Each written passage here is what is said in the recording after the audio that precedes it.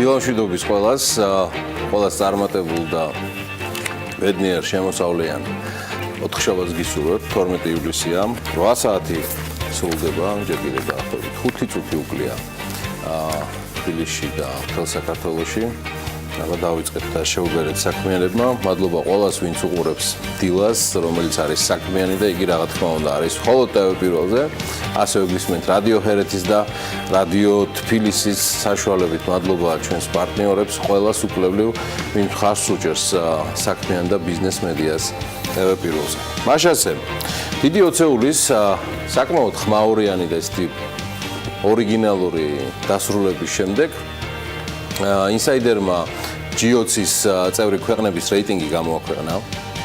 აგერ ჩემო ბატონო. უпростоრად აქ ბევრი შესაძლებელი არც არაფერი არ იყო, მაგრამ მთავარი და ერთადერთი კრიტერიუმი იყო ქვეყნის მთლიანი შიდა პროდუქტის წილის მოცულობა ერთსულ მოსახლეზე და მოდი თვისებრივად ცოტა სხვანაირად შევხედოთ G20-ის ქვეყნების თემას, რა თქმა უნდა, მოსახლეობის რაოდენობა და მსყიდველობით უნარიანობა ბუნებრივია გათვალისწინებულია და ამერიკის შეერთებულ შტატებში, სადაც მაგალითად მოსახლეობის რაოდენობა 323 მილიონია, მთლიანი შიდა პროდუქტის ჯამი 18 ტრილიონი 579 მილიარდი დოლარია. შესაბამისად, ერთსულ მოსახლეზე მთლიანი შიდა პროდუქტის წილი 57467 დოლარს უტოლდება. მას მოყვება საუდის არაბეთი, ერთსულ მოსახლეზე მთლიანი შიდა პროდუქტი აქ 54431 დოლარია. ჯამში საუდის არაბეთში 32 მილიონი ადამიანი ცხოვრობს და მთლიანი შიდა პროდუქტის ჯამი 646 მილიარდი დოლარია. მესამე ადგილზეა გერმანია, ერთსულ მოსახლეზე, აგერ ნახავთ ინფოგრაფიკაზე, როგორც კი ცოტა ტრიალს მორჩება. ერთსულ მოსახლეზე 48739 დოლარით, გერმანიის მოსახლეობის რაოდენობა შეგახსენებთ 83 მილიონია და მთლიანი შიდა პროდუქტის ჯამი 3 ტრილიონი 476-ია. 24 მილიონიან ავსტრალიაში მთლიანი შიდა პროდუქტის წილი ერთ მოსახლეზე 46790 დოლარია, 36 მილიონიან კანადაში 44025 დოლარი, დიდ ბრიტანეთში სადაც 66 მილიონი აღირიცხება მთლიანი შიდა პროდუქტი ერთსულ მოსახლეზე 42609 არის, იაპონია 127 მილიონია 127 მილიონია ეს მოსახლეობა, ჩემო ბატონო, რომელიც ერთსულ მოსახლეზე 41470 დოლარს ითვლის და მერვე ადგილზე 67 მილიონიანი საფრანგეთი 41000 დოლარი. ევროკავშირი მთლიანად 511 მილიონ მოსახლეს ითვლის და ერთსულ მოსახლეზე GDP ნაწილდება 39630 დოლარით. და პრინციპში შეგვიძლია უკვე გადავიდეთ შემდეგ თემაზე. ეს იყო ყველაზე საინტერესო, რაც შეიძლება და G20-თან დაკავშირებით გვეთქვა, მაგრამ მაინც არასრული. კიდევ ერთი გრაფიკა, რომელიც თქვენთვის მოვამზადეთ, სხვათა შორის ასევე დიდი ოცეულის ქვეყნები და ნუ გაგიკვირდებათ 18 ქვეყანაში არის ბიუჯეტის საკმაოდ მწვავე დეფიციტი. და ამ 18-ში ნუ გაგიკვირდებათ და საუდის არაბეთი ლიდერობს, რომლის საბიუჯეტო დეფიციტი მთლიანი შიდა პროდუქტის თითქმის 17%-ია. ეს დიდი ალბათობით ნავთობზე დაბალ ფასებს და შესაბამისად დაბალ შემოსავლებს უკავშირდება. ბრაზილია, ინდოეთი, არგენტინა და შტატები კრავენ პირველ ხუთეულს საბიუჯეტო დეფიციტის მქონე ქვეყნებისა, სადაც საბიუჯეტო დეფიციტი საშუალოდ 5%-ია, არც ეგ გაგიკვირდეთ და ორადორი ქვეყანა არის, მხოლოდ დიდი ოცეულიდან, სადაც ბიუჯეტის დეფიციტის ნასახი არ არის, ამ ეტაპზე ყოველ შემთხვევაში, ეს არის გერმანია და სამხრეთ კორეა, ასეა ეს. და კიდევ ერთი თემა 2016 წელს მსოფლიო ექსპორტში პირველი ადგილი მსუბუქი ავტომობილების ექსპორტმა დაიკავა. ამას ადრე შევეხეთ, მე და ანა ოპიაშვილი ექსპორტზე 698 მილიარდი დოლარის ავტომობილი გავიდა და ამ მაჩვენებლით უკან ჩამოიტავა ნავთობის მსოფლიო ექსპორტი, რომელიც ტრადიციულად პირველ ადგილს იკავებდა 2015 წელთან შედარებით. 2016-ში ავტომობილების ექსპორტის ღირებულება არის 2.7% გაზრდილი, ახლა განახებთ ამ ამბავს. მსუბუქი ავტომობილების ექსპორტში პირველ ადგილზე არის გერმანია და ასე თორშტები კი არა და ეგრეა 152 მილიარდი დოლარით არის ექსპორტით, რომლის მსოფლიო ექსპორტის 22% უჭირავს. 22%. მეორე ადგილზე არის იაპონია 92 მილიარდით. აი ხა ინფოგრაფიკაზე მთლიანად გამოჩნდება 92 მილიარდით იაპონია და მსოფლიო ბაზრის 13%-იანი წილით. მესამეზეა შეერთებული შტატები 54 მილიარდი დოლარით. მსოფლიოს ტოპ 10 ქვეყანა ავტომობილების ექსპორტით 2016 წლის მიხედვით აი ესე გამოიყურება. გერმანია 152, იაპონია 92, შეერთებული შტატები 54, კანადა გაერთიანებული სამეფო წარმოდგენილია 51 მილიარდი დოლარით, სამხრეთ კორეა 38-ით, ესპანეთი 36 მილიარდი დოლარით, მექსიკა 31, ბელგია 30, ჩეხეთი 19. აი ეს არის ყველაზე მსხვილი ექსპორტის, ასე ვთქვათ, ეს არ არის რეიტინგი, ეს არის რეალური სტატისტიკა 2016 წლიდან გამომდინარე ქვეყნების მიხედვით და მათი წილი შესაბამისად მსოფლიო ექსპორტში. შტამპიშტავი ამოცანაა. მოდი ცოტა საქართველოსზეც და ავტომობილებზეც გადავაბად, მაგრამ მას შემდეგ რაც 2017 წლის 1 იანვრის შემდეგ მარჯვენა საჭიან ავტომობილებზე აქციზის გადასახადი თითქმის გასამაგდა, საქართველოში 12407 მარჯვენა საჭიანი ავტომობილის გამბაჟება მოხდა. შინაგან საქმეთა სამინისტროს ინფორმაციით 2017 წლის 1 იანვრიდან 28 ივნისის ჩათვლით გამბაჟებულ მარჯვენა საჭიან ავტომობილებს შორის ნისანი ლიდერობს. საინტერესოა, რომ საქართველოს მოქალაქეებმა ყველაზე ცოტა ორ-ორი ალფა რომეო და იაგუარი და თითო მარჯვენა საჭიანი კრაისლერი, სიტროენი, ლენდროვერი განაბაჟეს. რაც შეეხება წინა წლების სტატისტიკას 2013 წელს საქართველოში 12542 მარჯვენა საჭიანი ავტომანქანა დარეგისტრირდა, 2014 წელს 34000, ხოლო 2015 წელს 32025. წლის პირველ კვარტალში უცხოური ტურიზმიდან მიღებული შემოსავლები 23%-ით არის გაზრდილი, ცოტა მეტიც მიომაოკელია 3/10 და ჯამში შემოსავლებმა 434.6 მილიონი დოლარი შეადგინა. წინა წლის ანალოგიურ პერიოდთან შედარებით ტურიზმიდან მიღებული შემოსავლები არის 82 მილიონი დოლარით გაზრდილი. იგივე პერიოდში საქართველომ მილიარდ 266 მილიარდი ძალიან ბევრი მომივიდა. 1,266,125 საერთაშორისო მოგზაური ეწვია საშუალო დანახატმა ვიზიტორზე 343 დოლარი შეადგინა. 2016 წელს საქართველოს საერთაშორისო ტურიზმიდან 2,170 მილიონი დოლარი შემოსავალი მიიღო. ეს ასევე დადასტურებული ციფრებია, რომელზეც ჩვენ არაერთხელ გვითხოვთ. ტურიზმის ადმინისტრაციის მიერ Forbes-ისთვის მიწოდებული ინფორმაციის თანახმად, გასულ წელს ერთმა უცხოელმა ვიზიტორმა საშუალოდ 341 დოლარი დახარჯა საქართველოში. ანუ ტურიზმიდან შემოსავლების ვიზიტორთა რაოდენობაზე გაყოფით მიღებულია ეს საშუალო მაჩვენებელი. ძალიან მარტივი არითმეტიკაა, მერწმუნე დილიდან არგლით არაფერი.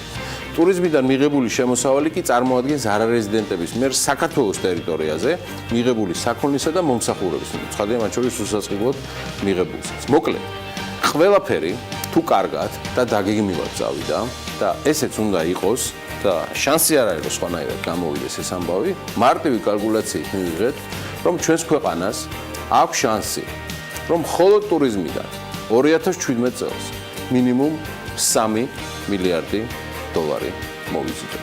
და ეს არ ეხება მხოლოდ სეზონს, ეს ეხება მთლიან წელს და ეს არის მინიმუმი და მე დარწმუნებული ვარ, რომ წლის ბოლოსკენ გიორგი ჩოგოვაძესთან და ტურიზმის სხვა მესვეურებთან ერთად ამ ციფრებს გავაჟღერებთ. აი ესეთი ამბავია დილიდან, ეს იყო ჩემი პროლოგი. რა მიმშვენებს უკან გვერდს? გერც არა ზურგს, გვერდსაც მარცხნივ და მარჯვნივ.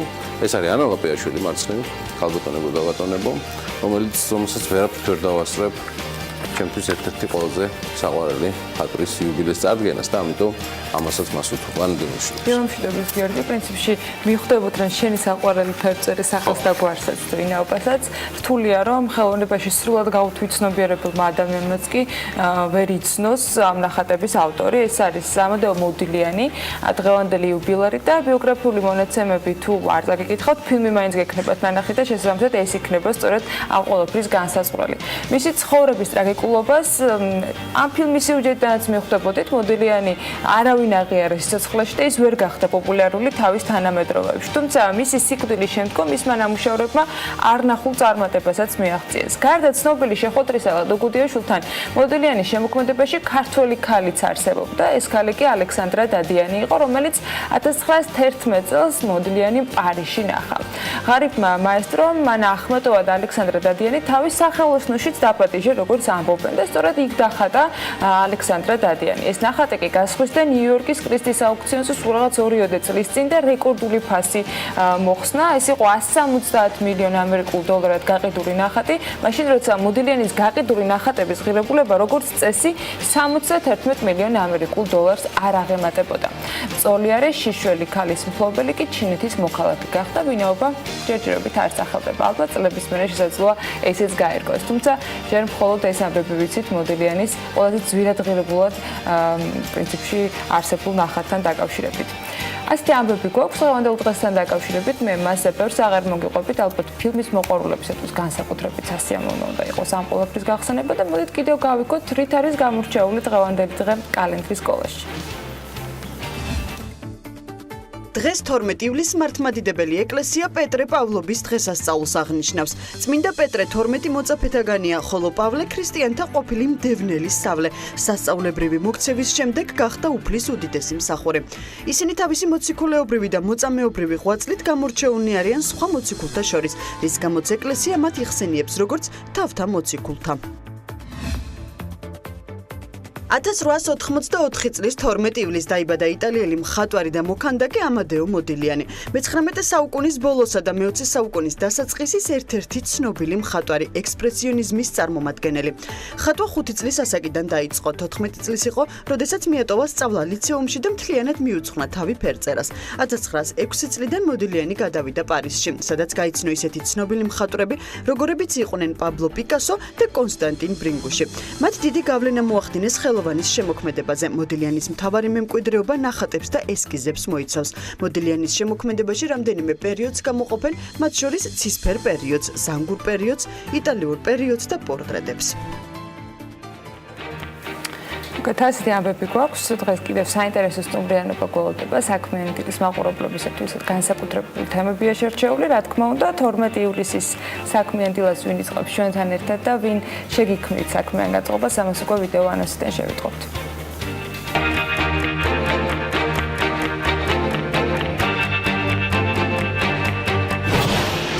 ივლისის საქმიანად დაწყებისათვის დილიდან ზრუნავენ თავისუფალი უნივერსიტეტის სამართლის სკოლის მესამე კურსის სტუდენტები ანა ჯიფურიძე, ელენე მჭედლიშვილი და ბაჩო კვირკველია. ვესტუმრება თემურ ჭყონია, შპსთდკ რესტორნებ მაკდონალდ საქართველოს დამფუძნებელი. ზაზა აბაშიძე გოჩა სვანიძეს რაგბის კავშირის პრეზიდენტს მასპინძლობს. საქმიანი დილის სტუდიაში ველოდებით ეკატერინე გრიგალავას, გარემოს დაცვის მინისტრის მოადგილეს. დილა უნდა იყოს საქმიანი და რა თქმა უნდა TV პირველზე. ესეთი სტუმრიანობაა დღეს დილიდან. თქვენთვის საქმიან დილაში, ასე რომ უნდა დაელოდოთ შემდეგი 3 საათის განმავლობაში საქმიან დილას. მე ვისაც ჯანი გეყოფათ და ვიცი რეიტინგებიდან გამომდინარე, არათუ ჯანი დიდი ინტერესის გაქვთ, დააკვირდეთ და უყუროთ. მოისმინოთ საქმიან დილა გვანცალაღიდესთან ერთად. რაზე ჩაგაყენებთ საქმის კურსში დეკაბაციკაძე 3 საათზე და 11-ს რო დააკვირდებათ 15-ზე კიდე საღამოს, ამაზე თავად გეტყვით. მანამდე კი მართლმადიდებლებს პეტრე პავლობას ულოცავ, ანა ლაპიაშვილს კი ულოცავ იმას, რომ უკვე აქტიურად უწევს ბიზნესზე და ეკონომიკაზე პირველი საინფორმაციო კოლაჟის წარდგენა. ანა, წარმატებებს გისურვებ. მშვიდობის გიორგი, მადლობა არაჩვეულებრივი მოლოთვისათვის. რამდენიმე წამში ვარ ბიზნესის სიახლეებით, პირველის მაყურებლებისათვის და რა თქმა უნდა, ჩვენი პარტნიორი რადიოების ჰერეთის და თბილისის მსმენელებისთვის.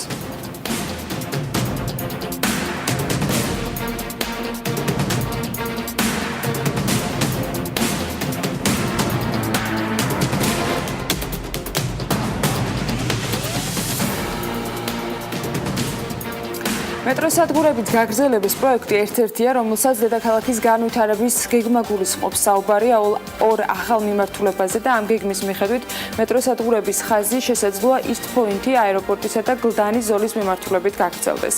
დედაქალაქის მიწათსარგებლობის გენერალური გეგმის განახლებაზე მომუშავე ჯგუფმა City ინსტიტუტის საქართველოს თბილისის მერიის არქიტექტურის სამსახურს ხელშეკრულების ფარგლებში მომზადებული მასალები უკვე წარუდგინა. უახლოეს დღეებში მისი უკვე საჯარო განხილვები დაიწყება და რა თქმა უნდა ჩვენთვისაც საინტერესო თემატიკაზე გავამახვილებთ საქმიანი დილის მაყურებლებისათვის ყურადღებას.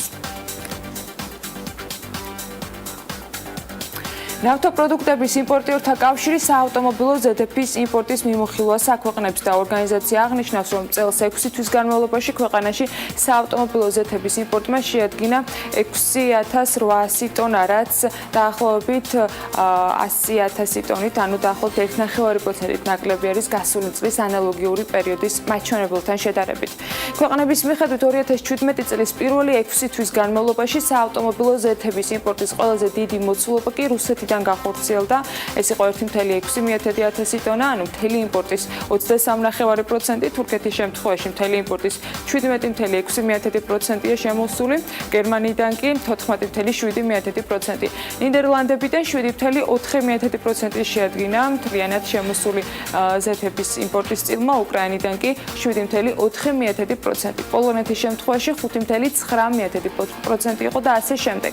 მიმდინარე წლის 6 თვეში კი საავტომობილო ზეთების იმპორტი კლავინდებურად მაღალ ნიშნულზეა, მიუხედავად იმისა, რომ მიმდინარე წლიდან გაზრდილია აქციზის გადასახადი. ქვეყნების მიხედვითაც არ შეცვლილა მოცულობა. გასული წლის მსგავსად კლავინდებურად რუსეთი, თურქეთი და გერმანია ლიდერობენ. ასევე საყურადღებოა, რომ საავტომობილო ზეთების იმპორტი ირანიდან, რომელიც გასულ წლებში საავტომობილო ზეთების ერთ-ერთი ძირითადი მომწოდებელი იყო და ამავდროულად იყო მუდმივი პრეტენზიები, რომ ამ ქვეყნიდან მოწოდებული ზეთი ვერ აკმაყოფილებდა შესაბამის სტანდარტებს, მნიშვნელოვნად არის შემცირებული. ეს განცხადება ნავთობპროდუქტების იმპორტიორთა კავშირში გააკეთეს.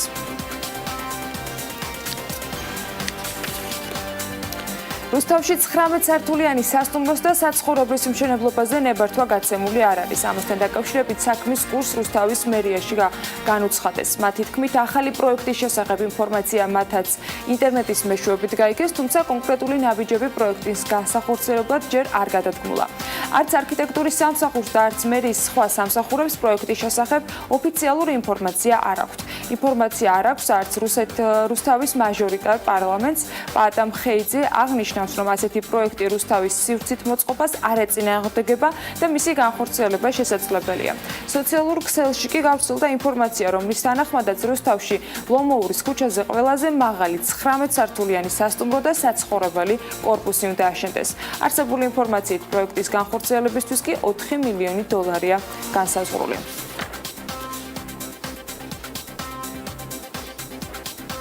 კომპანია თურმანიძის მარანი ქედაში სასტუმროს ტიპის ღვინის სახლს ააშენებს. 24 ნომრიანი სასტუმროს მშენებლობაში სავარაუდოდ 9 მილიონი დოლარი ჩაიდება. კომპანიას ადგილზე უკვე აქვს ქვევრის ღვინოების წარმოება და ღვინის სახლის მშენებლობასაც მიმდებარე ტერიტორიაზე გეგმავს. ახლა ვაწარმოებთ 10 ტონა ღვინოს და გვინდა რომ 60 ტონაზე გავფართოვდეთ. ამასთან კომპანიის კონცეფცია, რომ სტუმარმა ღვინის სახლში ღვინის არომატთან ერთად გაათიოს ღამე, ამბობს ბიზნესმენი. კომპანია პროექტის განსახორციელებლად სახელმწიფო პროგრამაში მონაწილეობას არ აპირებს და სასტუმროს პირადი ინვესტიციით ააშენებს. კომპანია რამდენიმე სახეობის ღვინოს აწარმოებს, რომელთაგან ნაწილი ევროკავშირში გადის. საუბარია ლიტვაზე, ლატვიაზე და ესტონეთზე, სადაც სწორედ ღვინოების ექსპორტი ხორციელდება. კომპანიის მიერ წარმოებულ ღვინოებს შორის არის მუკუზანი, საფერავი, ალაზნის ველის თეთრი და წითელი ღვინოები.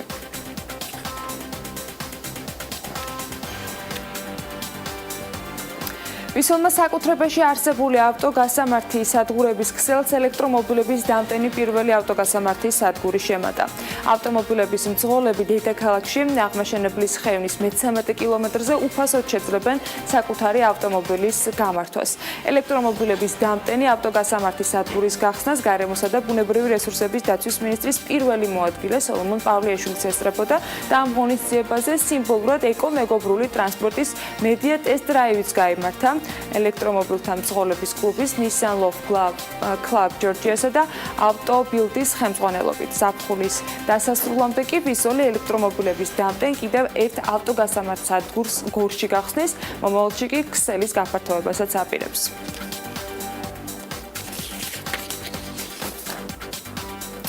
ახმეტის მუნიციპალიტეტში ვენახების კადასტრის პროგრამის განხორციელება დაიწყო. სოფლის მეურნეობის სამინისტროს ინფორმაციით, ღვინის ეროვნული სააგენტოს კონტრაქტორი კომპანია რუკა მაპინგი პროგრამის ფარგლებში უპილოტო საფრენი აპარატის მეშვეობით ვენახების ორთოფოტოების გადაღებას ახორციელებს, რის საფუძველზეც შემდგომში მომზადდება უკვე საკადასტრო რუკები. ალფანუმერული ინფორმაცია მევენახეების და მევენახეობის შესახებ, ჯიშებისა და სხვა მახასიათებლების ჩათვლით. მათივე განმარტებით, ვენახების საკადასტრო სისტემა თავის მხრივ წარმოადგენს ვენახების ფართობების, გაშენებული ჯიშების და სხვა მონაცემების ერთობლიობას, რომლითაც იდენტიფიცირდებიან ღვინის წარმოების სფეროში დასაქმებული მევენახეები და მწარმოებლები. ღვინის ეროვნული სააგენტოს თავმჯდომარის ინფორმაციით, კადასტრის პროგრამა ღვინის კომპანიებს დაეხმარება სანედლეულო ბაზის პროგნოზირებაში და პროდუქციის სიმძლავრეების წინასწარ დაგეგმვაში, რომელიც პირდაპირ აისახება კომპანიების ფინანსური მდგომარეობის გაუმჯობესებაზე, მევენახეებს კი გაუადვილდებათ კომუნიკაცია ღვინის კომპანიებთან. ასევე გამარტივდება ყურძნის მოსავლის პროგნოზირება და ჩაბარების პროცესი. გაჩნდება ღვინის წარმოების ზუსტი სტატისტიკა, რომლითაც შესაძლებელი გახდება დარგის ეფექტური მართვა.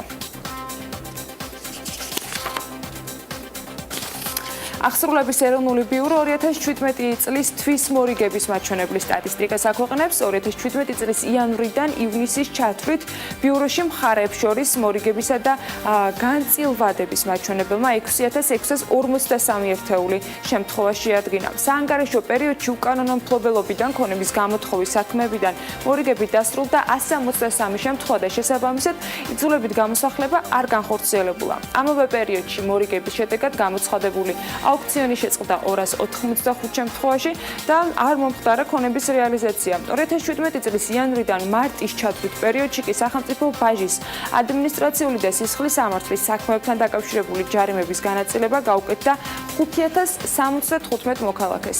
2017 წლის ივნისის ბოლოს აღსრულების ეროვნულ ბიუროს წარმოებაში არსებული 7956 ერთეული ალიმენტიდან დარეგულირებულია 4077 საქმე. მხარეების მორიგების მიზნით კი საახსრულებო საქმის წარმოების პროცესში აღსრულების ბიუროს მხრიდან აქტიურად არიან ჩართული მხარეთა ინტერესების დაცვის მენეჯერები და სოციალური მუშაკები.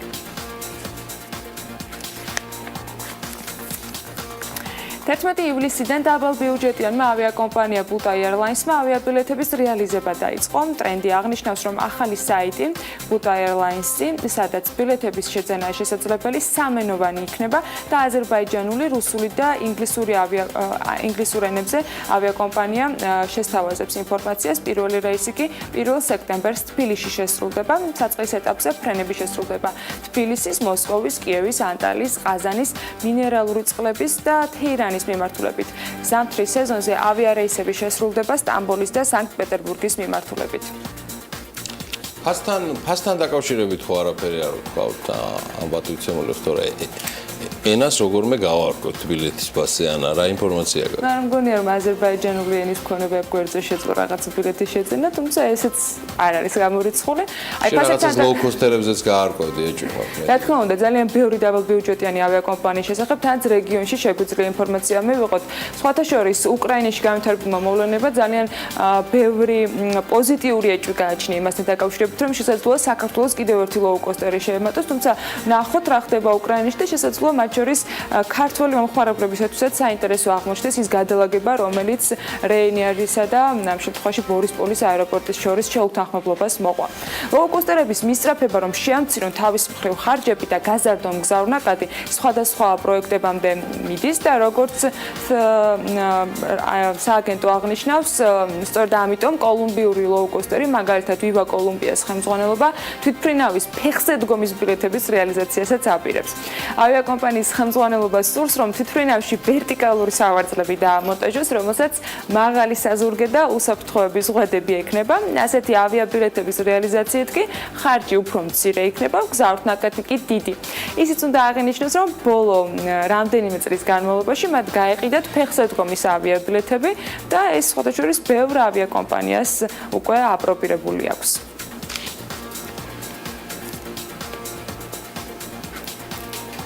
კომენტარი არა მაქვს, აი არ ვიცი რა. რა ფეხზე დგომა ხალხი, ხო? რა ხდება? ხო კარგად.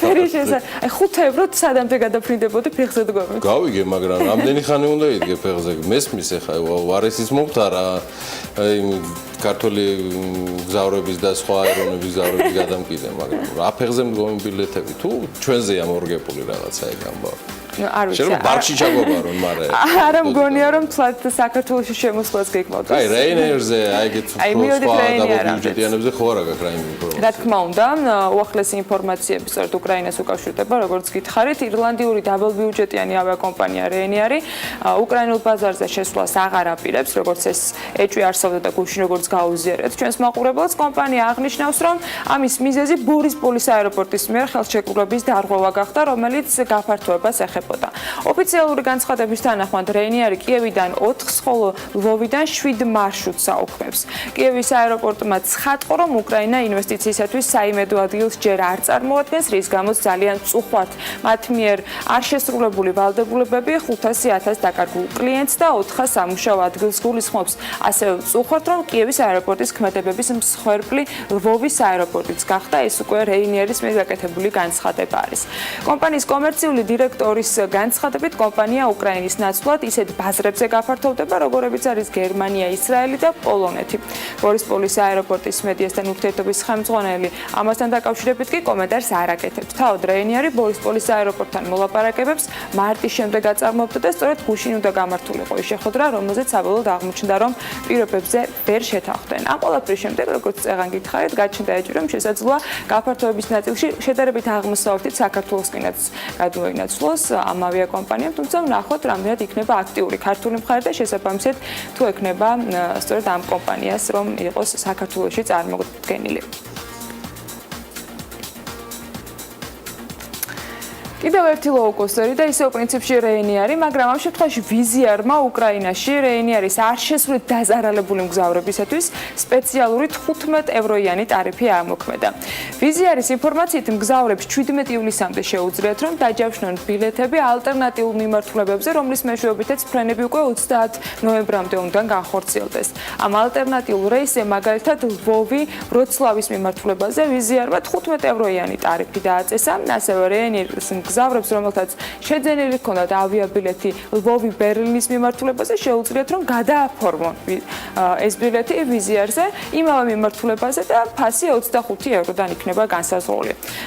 რეინერის მგზავრებმა, რომელთაც შეძენილი ჰქონდათ ასევე ავიაბილეთები კიევი-ლონდონი და კიევი-ეინდჰოვენის მიმართულებით, შესაძლებლობა აქვთ, რომ ასევე კიდევ ერთი ლოუკოსტერი ვიზიარი გამოიყენონ და შესაბამისად ამ მიმართულებით იფრინონ 35 ევროს ეკვივალენტით. ხო, კარგად, თითელი დილა დაფრინაო. წინდა უკან და რა ამბავია? არა, ყველაფერი კარგად არის, გიორგი, მე ერთ თვეში გავფრინდები, თუმცა იქამდე კიდევ აქ მოფრინდი დროზე და მე მალე, თუმცა კიდევ ერთი ამბავი, ამ შემთხვევაში უკრაინული ავიაგაზამზიდების შესახებ Fly Ukraina საშემოდგომო 30%-იან ფასდაკლებას აცხადებს და ფასდაკლება ეხება თბილისიდან განხორციელებულ ფრენებს ევროპის, ამერიკის, ჩინეთის, ისრაელის, ყაზახეთის, იორდანიის და ირანის მიმართულებით და როგორც კომპანიაში განმარტავენ, ამ ფასდაკლებით ავიაბილეთის შეძენა 10 ივლისიდან 23 ივლისის პერიოდში უნდა მოხდეს. რაც შეეხება უკვე შეძენილი ბილეთებით მგზავრობას 1 ნოემბრიდან 31 მარტის პერიოდში შესაძლებელი იქნება მისი გამოყენება. ასევე ტარიფი მოიცავს ყველა სხვა დანარჩენ მოსაკრებელსაც.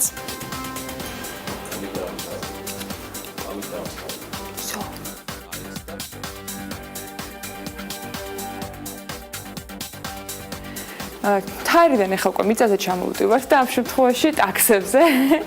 თუმცა ესტონეთის დედაქალაქში ვართ უკვე გადაფრენილები, როგორც აღმოჩნდა და გამოჩნდა პირველი ტაქსი სწორედ ესტონეთის დედაქალაქში, სადაც ანგარიშწორება ბიტკოინებით გახდება შესაძლებელი. ბიტკოინებით გადახდის შესაძლებლობაზე კი მგზავრებს ინფორმაციის მიღება თავად ტაქსის სალონში განთავსებული სტიკერით შეეძლებათ. იდეა ტაქსის მძღოლს ეკუთვნის ერთს კონკრეტულს, რომელმაც ელექტრონული საფულე გახსნა და ბიტკოინებით ოპერაციების განხორციელება დაიწყო. ტაქსში გადახდის ამ სისტემის შემოღების იდეა კი თავისთავად გაჩნდა. როგორც ის ინიციატორი აღნიშნავს, ტალინში ბევრი ტურისტი ჩადის და ამ გზით სურს, რომ ქვეყნის იმიჯის მხარდაჭერა მოახდინოს. ის უკვე რამდენიმე ავტომობილის მფლობელი გახლავთ და გეგმავს, რომ ყველა მძღოლს ჰქონდეს კრიპტოვალუტის ანგარიშწორების უნარი.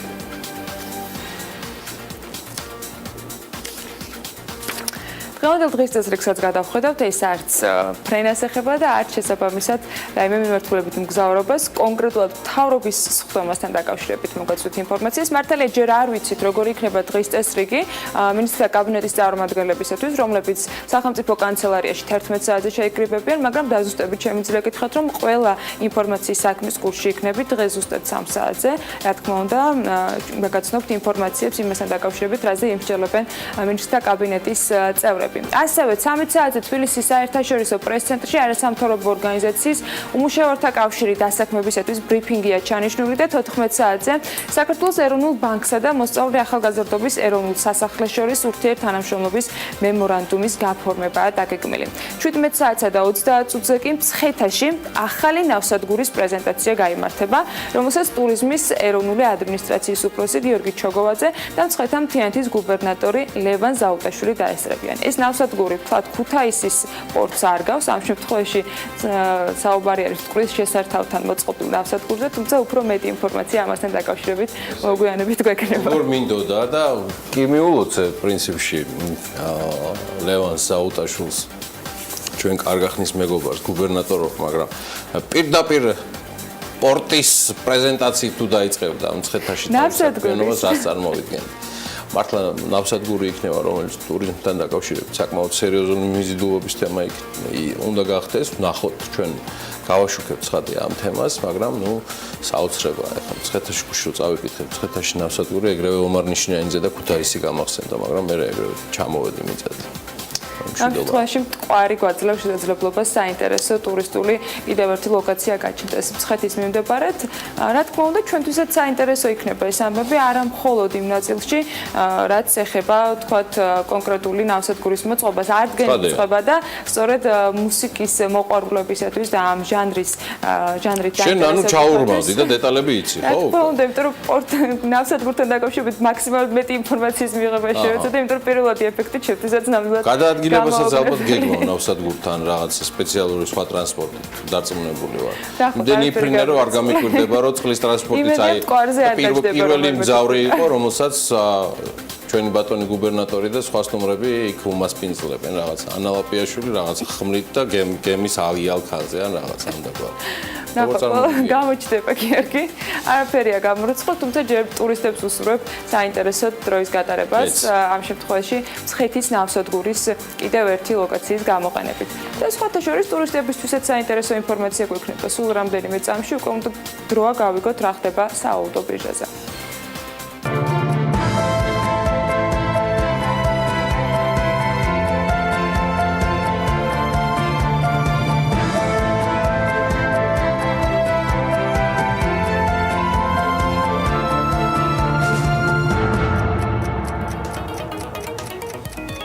გაგიკვირდება და დოლარი კვლავ გაუფასურებულია ლართან მიმართებაში. ხო და ნუ გაგიკვირდებათ, ეს არის ბანკთაშორისი ვაჭრობის შედეგები გუშინდელი. მისი ფასი 2 ლარსა და 39 თეთრს მყარად შეადგენს, უკვე გამყარებულია ევრო და მისი ფასი 2 ლარი და 72 თეთრია, გაუფასურდა თურქული ლირა და მის შესაძენად 65 თეთრიღა არის საჭირო. აგერ იმედია ყველანი მოინიშნავთ ამ თემას. რაც გრაფიკაზეა წარმოდგენილი, ხოლო 1 ფუნტ სტერლინგის საფასური 3 ლარი და 9 თეთრია. იმდენი ვისაუბრეთ ნავთობთან დაკავშირებით მთელი კვირის განმავლობაში, რომ არ შემიძლია არ გაგიზიაროთ ინფორმაცია ოქროსთან მიმართებაში. უნცია ოქროს ფასი 5.3 დოლარით არის გაძვირებული. და დღევანდელი მონაცემებით 1210 დოლარში ადგენს. ბოლო 6 თვის განმავლობაში უნცია ოქროს ფასი მერყეობდა 1304 დოლარსა და 1205 შორის და ერთ დღეში ნიუ-იორკის სასაქონლო ბირჟაზე უნცია ოქროს ფასი დაახლოებით 2 დოლარით გაიზარდა. ეს თემა იყო და გუშინ 1214 დოლარი შეადგინა. ბოლო 5 წლის განმავლობაში კი ოქროს ფასი 1050 დოლარიდან 1790 დოლარამდეც კი მერყეობდა. სოციალურ ამბობენ, რომ სულ რამდენიმე წელიწადში ერთ-ერთი კრიპტოვალუტა, ამ შემთხვევაში ბიტკოინი ოქროსაც ჩაანაცვლებს. ფაქტია, რომ ბიტკოინი დღეს ოქროზე ძვირ იღებს. ეს თემაა. მაგრამ პროგნოზები კრიპტოვალუტებთან დაკავშირებით სხვადასხვა არის. ყველაზე მთავარი პროგნოზი, რასაც მე ვენდობი, არის, რომ კრიპტოვალუტები დაინტერესებულებმა უნდა შეიძინონ და გააჩერონ ეს ყველაფერი და ცხადია, აქ არ უნდა დახარჯონ ისეთი თანხები, და ამის საშუალება უნდა ჰქონდეთ, რომელიც მათ ყოველდღიურობაში სჭირდებათ. ანუ ეს უნდა იყოს თანხა, რომელიც შედარებით რაღაც გრძელვადიანი ინვესტიციისთვის არის გადადებული. აქ ორი თემა მუშაობს ყველაზე მეტად ახლა, ეს არის ბიტკოინი და ეთერიუმი, თუმცა სხვა კრიპტოვალუტებიც გამოჩნდნენ და ვიცი, რომ საქართველოში მათი დაინტერესდნენ. ამ ყველაფერი დაინტერესებისთვის ძალიან მნიშვნელოვანია განწყობა და გარემო და ერთ-ერთი მნიშვნელოვანი გარემოებათაგან არის ცხადია ამინდი და მისი პროგნოზი, რომელიც გარემოს ეროვნულ სააგენტოზე დაღმობით არის და მაცნობებზე დაღმობით მომზადა ანა ვაპიაშვილმა და ცხადია ეს ყველაფერი წარმოუდგენელია SEO დეველოპმენტის გარეშე.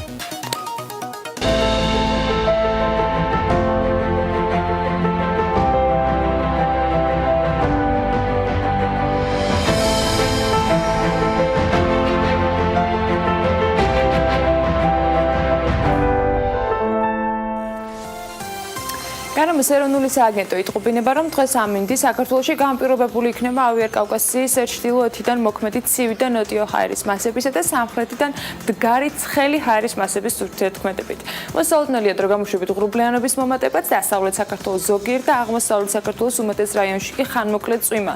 ზოგან შესაძლოა ძლიერიც და თან ელჭექით. არ არის გამორიცხული სიტყვაც. საქართველოში ზოგან იქროლებს აღმოსავლეთის მიმართულების ქარი და აი როგორი იქნება ქალაქების მიხედვით დღის განმავლობაში. ამინდი. სოხუმში ხანმოკლე წვიმა ნავარაუდები და 27 გრადუსი, ბათუმში უნალექოთ ჩაევლის დღე და აქაც 27 გრადუსი დაფიქსირდება და ზუსტად ანალოგიურად ქობულეთშიც უნალექოთ დღე და 27 გრადუსი არის ნავარაუდები. ქუთაისში წვიმა სავარაუდოდ დღის განმავლობაში ცოტა დროით, მაგრამ 29 გრადუსამდე მაინც გათბება ჰაერი. ზუგდიდში კი 28 გრადუსი დაფიქსირდება. ოზურგეთში 29, ონში 26 გრადუსი იქნება და გორში 28. აქაც იწვიმებს. ცხინვალშიც ხანმოკლე წვიმა მოსალოდნელი და 27 გრადუსი, ისე როგორც მარნეულში, თუმცა აქ 1 გრადუსით მეტი 28 გრადუსი დაფიქსირდება, რუსთავშიც იწვიმებს და 28 გრადუსი იქნება, ახალციხეში კი 26 გრადუსამდე გათბება ჰაერი და უნალექოთ ჩაევლის დღე. ბორჯომში 26 გრადუსი იქნება, ბაკურიანში 21 გრადუსი დაფიქსირდება, ახალქალაქში 20 და სტეფანწმინდაში ასევე 20 გრადუსია ნავარაუდები.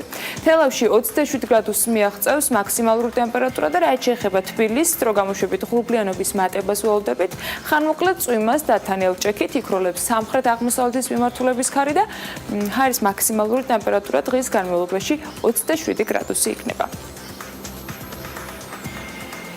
მადლობა ანას, მე გამიგზელდა ფიქრები და მზადება ჩვენი შემდეგი სტუმრებისთვის. ფრიუნის არჩეულებრივ სტუდენტებს მივიღებთ სულ მალე, რომლებმაც არც მეტი არც ნაკლები საკონსტიტუციო არჩევნებთან დაკავშირებით მუშაობა დაასრულეს და ცხადია ჩვენ უნდა მოვისმინოთ მათი მოსაზრებები ყადაღის ინსტიტუტთან დაკავშირებით. შემოსავლების დროა, რომელსაც ყველას გისურვებთ, ეს შემოსავლები ძალიან სჭირდება ტელეპიროლს და ბიზნეს მედია საქართველოს. რეკლამაზე გავიდეთ, სულ მალე რამდენიმე წუთში კვლავ ტელეპიროლზე დაგიბრუნდებით და არ დაგავიწყდეთ გვისმენთ რადიო ჰერეთის და რადიო თბილისის საშუალებით. დროებით.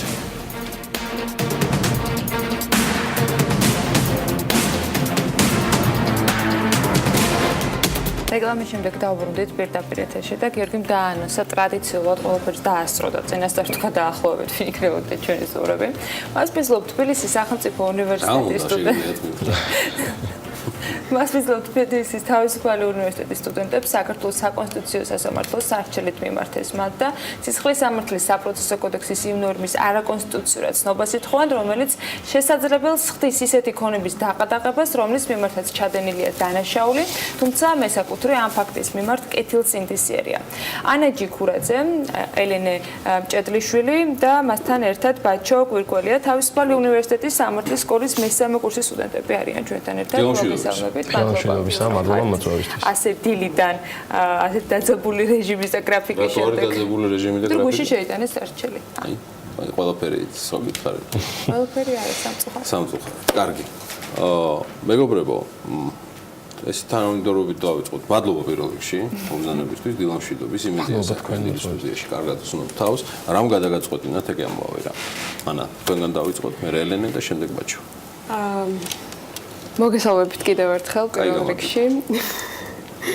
ყადაღის ინსტიტუტის დღევანდელი რეგულირება არის პრობლემური. იმ მხრივ, რომ არ აკონკრეტებს სისხლის სამართლის საპროცესო კოდექსის ეს კონკრეტული ნორმა, სადავო ნორმატიული აქტი, კონკრეტულად 151 მუხლის მესამე ნაწილი, იმ პირთა წრეს, ვიზეც შეიძლება გავრცელდეს ყადაღის ინსტიტუტი. ყადაღის ინსტიტუტს აქვს თავისი მიზნები. ეს არის შემდგომი დანაშაულის თავიდან აცილება, ან თვითონ სასამართლოს გადაწყვეტილების აღსრულებას არ შეექმნას პრობლემა და ასე შემდეგ. მაგრამ ეს სადავო ნორმა ასევე თავის თავში მოიაზრებს კეთილსინდისიერ შემძენსაც, ქონების კეთილსინდისიერ შემძენსაც. ახლა რა გულისხმობ ამაში? მაგალითად, შეიძლება ქონების მიმართ წარსულში იყოს ჩადენილი დანაშაული, მაგრამ დაზარალდეს და კეთილსინდისიერი შემძენი. ახლა როგორ? შეიძლება აწმყოში უკვე ამ დროში მე შევისყიდო ქონება, ოღონდ ვარ კეთილსინდისიერი შემძენი და ვყიდულობ ამ ქონებას მხოლოდ იმიტომ, რომ მომწონს და მინდა რომ ჩემი საკუთრების უფლების რეალიზება მოვახდინო. მაგრამ იმის გამო, რომ წარსულში ამ ქონების მიმართ ჩადენილია დანაშაული, ბრალდების მხარეს შეუძლია დაადოს ყადაღა, რაც იმას ნიშნავს, რომ მე რომელსაც არანაირი შემხებლობა არ მაქვს წარსულში ჩადენილ დანაშაულთან, რომელიც ამ ქონების მიმართ განხორციელდა და ვარ უბრალოდ კეთილსინდისიერი შემძენი, ვერ სარგებლობ ჩემი საკუთრების უფლებით, იმიტომ რომ სასამართლო მიდებს ყადაღას ბრალდების მიერ წარდგენილი შუამწოვრის საფუძველზე. უნდა აი თქვენ ბაჩოსთან და ანასთან ერთად წარმოადგენთ ერთ-ერთი წარმატებული ქართული უნივერსიტეტის სამართლის სკოლას. შეგიძლიათ თუ არა თქვენ რამდენიმე ნაბიჯიღა დაგჭერთ, რომ უკვე სრულფასოვანი იურისტი გიწოდოთ. როგორც ამ სამართლის სკოლის წარმომადგენელმა გითხრათ ესეთი რამ, რომ ყიდველის თავის ტკივილი არ უნდა იყოს იმ ქონების წარსულის ან ისტორიის მოკითხვა, რომელსაც ის იძენს ან ინტერესდება. შეიძლება თუ არა ეს რაღაცა ერთმნიშვნელოვნად ითქვას, თუ ესე ყველაფერს უნდა დავაკვირდეთ, ყველა უძრავ ქონებას, ყველა მანქანას ან ნებისმიერს რასაც შეიძლება, იმის გამო რომ შეიძლება ამას ყველაფერს ქართული კანონმდებლობის მიხედვით დაემუქროს საფრთხე. მოგესალმებით კიდევ ერთხელ, ძალიან მადლობა მოწვევისთვის და ჩვენი სარჩელით დაინტერესებისთვის.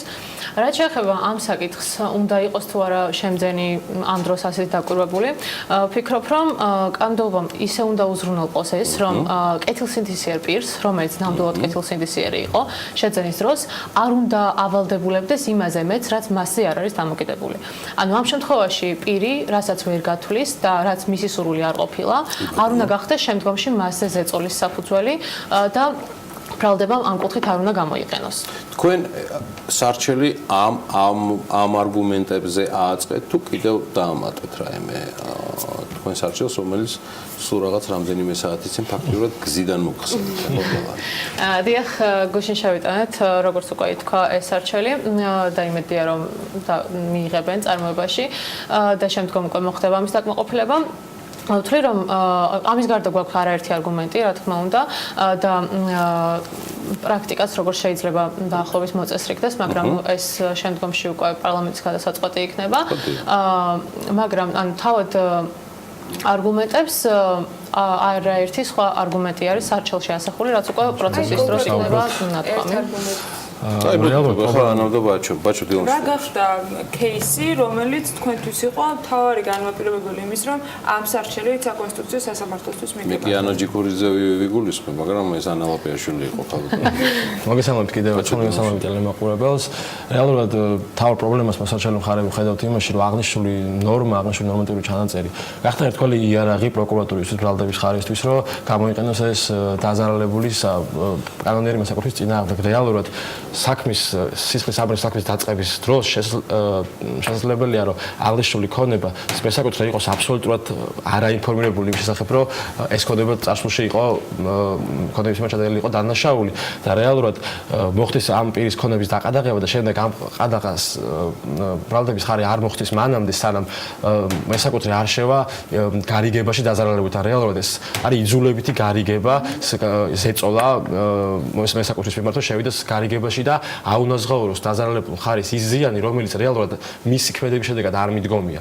და როდესაც თქვენ საუბრობთ, უნდა გამოიკულიოს თუ არა ყიდველმა, ყველა რეალურად ესე მარტივად არ არის ყოველ საქმე, შეიძლება იმდენად თაღლითური და გზით იყოს ეს სულ გამოიკულიო, და აღმოჩნდეს უბრალოდ შეიძლება ელემენტარულად დადგეს სოფლის ფაქტობრივად ყოველგვარი სამართლებრივი მექანიზმის გარეშე რჩება ამ შემთხვევაში კანონიერი მესაკუთრე და დაუცველი პრაქტიკულად ამას ეს ნიშნავს დაუცველს, ხო? დიახ, დაუცველს და გარდა ამისა პრაქტიკაში კიდევ უფრო ცუდად არის რეალურად, იმიტომ რომ ხდება გამოძიების ხელოვნურად გაჭიანურება, რომ მოხდეს ყადაღის უფრო და უფრო დიდი ხნით შენარჩუნება და პირდაპირ ეუბნება, რომ ყადაღას არ მოგიხსნის, სანამ შენ არ შეხვალ დაზარალებულთან გარიგებაში და არ აუნაზღაურებ მას. ეს პირდაპირ ეწინააღმდეგება კონსტიტუციის დაცულ 21 მუხლს საყოველთაო და ფუნდამენტურ საკუთრების უფლებას. ეხლა ჩვენ საუბრობდით ბოლო შემძენის კეთილსინდისიერებაზე, ასე მარტივად რომ ვთქვათ, მაგრამ თუ არაკეთილსინდისიერად რომელიმე თქვათ 3 რგოლი არსებობს, ამის ერთი ვინც კეთილსინდისიერი მფლობელი იყო პირველი, მას შემდეგ წაართვეს ქონება და ბოლო შემძენი რომელიც ასევე სრული საფასური გადაიხადა ამ კონკრეტული ქონების. პირველი შემთხვევისათვის ვინ იცავს და რა იცავს მის უფლებებს, ანუ ამ შემთხვევაში თუ არც ყადაღა იქნება, არც ანუ ხომ არ ჩნდება დაზარალებულის ინტერესი ვინ იცავს? დიახ, ხომ არ ჩნდება რაღაც პერიოდის განმავლობაში მისი ინტერესების უგულებელყოფისათვის პლატფორმა. ყოველთვის ხდება ამ შემთხვევაში ეს მარტივ ფორმულამდე მივიდივარ, დაზარალებულის ინტერესზე პასუხისმგებელი არის ზიანის მიმყენებელი, ანუ ის პირი, რომელმაც მოიპოვა დანაშაულებრივად ეს ქონება. ამ ადამიანმა მე გაყიდა ეს ქონება და ამაში ფული აიღო. და მე მყიდველი, კეთილსინდისიერი მყიდველი არ ვარ ვალდებული დაზარალებულს აუნაზღაურო მისი ზიანი. აი ეს უკვე გადავა ბრალდებულზე. დისკრეცია იყო რა.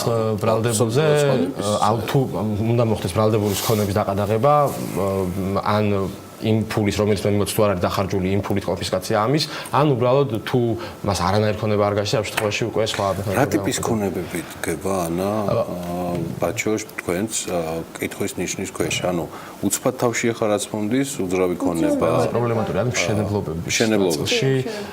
მე დაგიმატებ ახლა. ავტომობილებზე რატო ხარ იმედიანად? ავტომობილებზე იმდენად არ არის, ვიდრე ავტომობილის გადმოფორმებისას, უფრო მეტად საპატულოში ხდება ეს ყველაფერი და გადმოფორმა. რა თქმა უნდა შეიძლება რომ ამოვარდეს. ამოვიდა კაცი და თქვა რომ ეს ვიში რა ქვია იმას კაცო? გუში რო იყო. ხო, სააკაშვილის სისხლიანი 9 წლიანი რეჟიმის დროს ჩამომართვეს ბახტრიონის შემოსახვევში და ეს დადგება მე პირღია დაადებს მაგასაც ხადავს. არა, ყველაფერია მაგ თქვენ გამომდინარე შესაძლებელი. თქვენ რა არგუმენტებით გაამყარეთ? კიდე ანა, ეგ ამბავი იქ. კიდე ერთი მე ვფიქრობ რომ საინტერესო არგუმენტი არის შემდეგი. ისევ ყადაღის მიზნებს რომ დავუბრუნდეთ. ყადაღას ბრალდების მხარე, შესაბამისად სასამართლო იყენებს იმ შემთხვევაში, როდესაც არის დასაბუთებული ვარაუდი, რომ ბრალდებულმა შეიძლება ისევ სხვა დანაშაული ჩაიდინოს, ან საფრთხე შეექმნას სასამართლოს მიერ მიღებული გადაწყვეტილების აღსრულებას, ხომ? მაგრამ, როდესაც საქმე ეხება კეთილსინდისიერ შემძენს ქონების, და რომელსაც არანაირი დანაშაულებრივი ბმა არ აქვს იმ კონკრეტულ ქონებასთან, მაშინ ყადაღის გამოყენების მიზანი ხომ კარგავს, ყადაღა თავის მიზანს კარგავს კეთილსინდისიერ შემძენთან. ანუ ყადაღის მიზნები არ მოდის თანხმდრაში კეთილსინდისიერ შემძენთან ქონების. და კიდევ ერთი არგუმენტი გვაქვს, ყადაღა განვიხილოთ როგორც სასჯელი. ნუ ყადაღა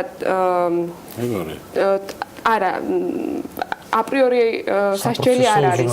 ყადაღა არის საპროცესო უზრუნველყოფა. და კეთილსინდისიერი შემძენის პოზიციიდან გამოდის. სასჯელი გამოდის, კი, მაგრამ ხო, ეგეც ბოდიში ჩემი იურიდიული ტერმინოლოგიის კიდე.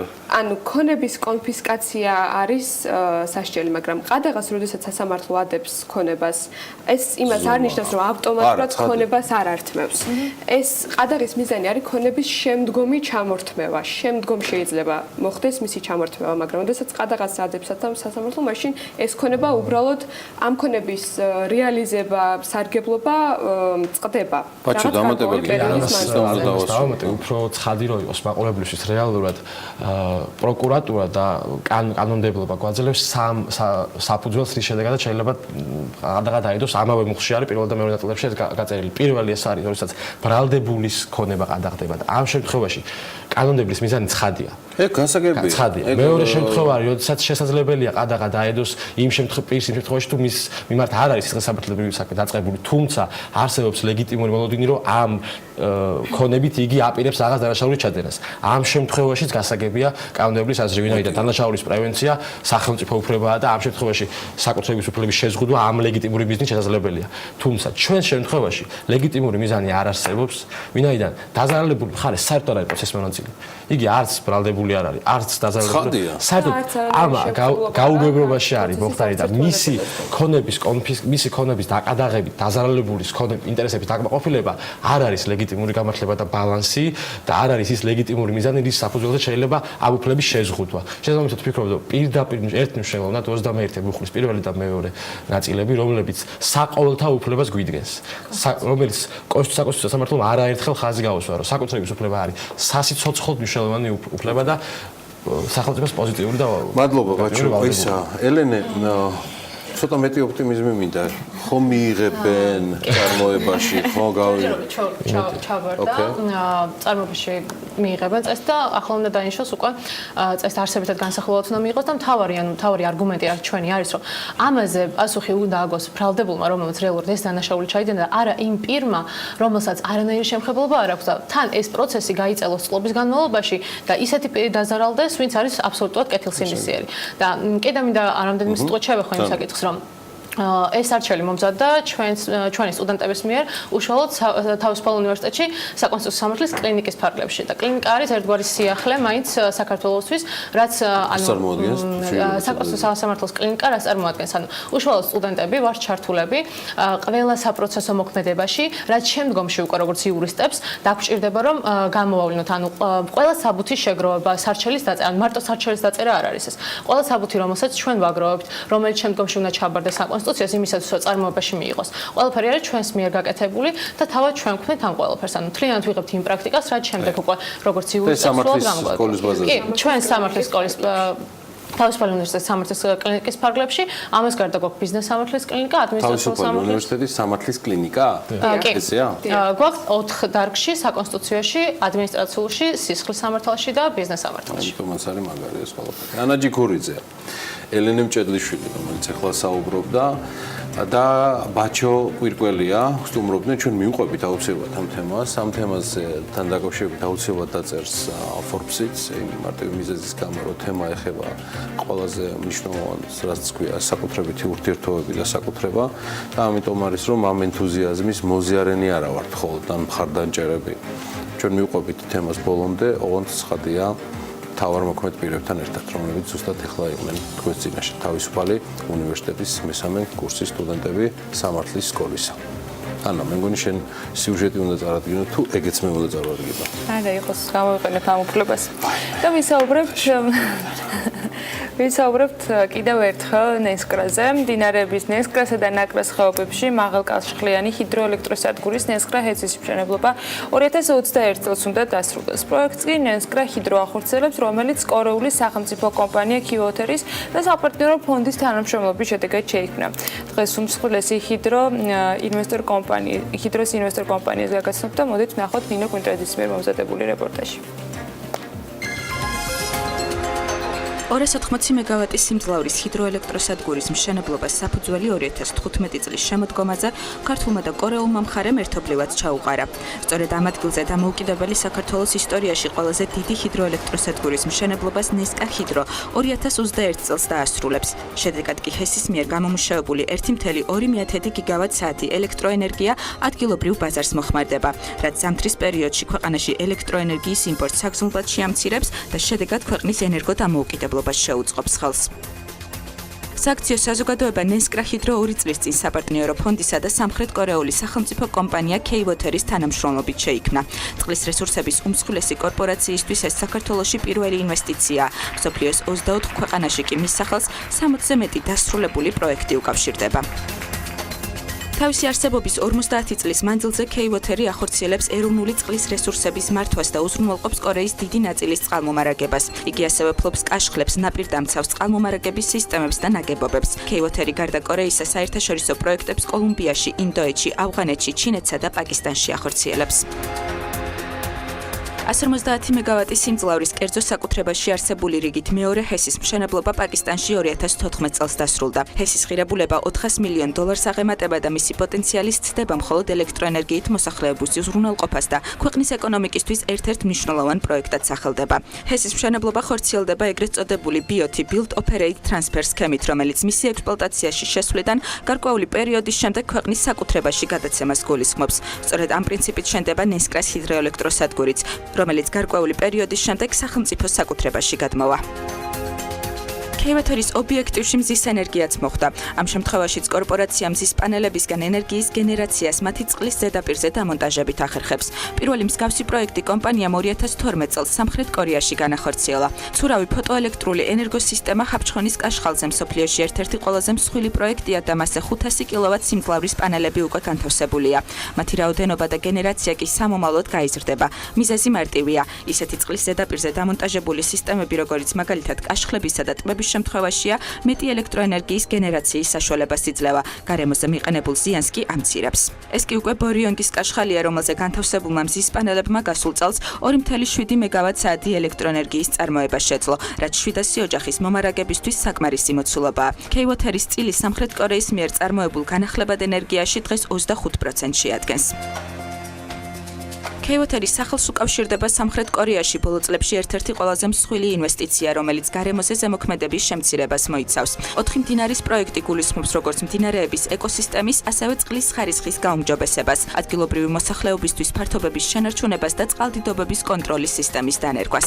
პროექტის ღირებულება $17 მილიარდ აღემატება და ქვეყანაში ეგრეთ წოდებული მწვანე შეთანხმების ნაწილია. სამხრეთ კორეული K-Water-ი $20 მილიარდი ჯამურ აქტივებს ფლობს და მისი წლიური ბრუნვა $1.7 მილიარდი. კორპორაციის 91.5% სახელმწიფო, 8.5% კი კორეის განვითარების ბანკი ფლობს. კორპორაციის ნახევარ საუკუნოვან ისტორიას კი ნესკრას პროექტიც ემატება. განხორციელებული ინვესტიციით ნესკრა ჰიდრო 2015 წელს საქართველოს უცხოური ინვესტორების ტოპ 10-შიც მოხვდა.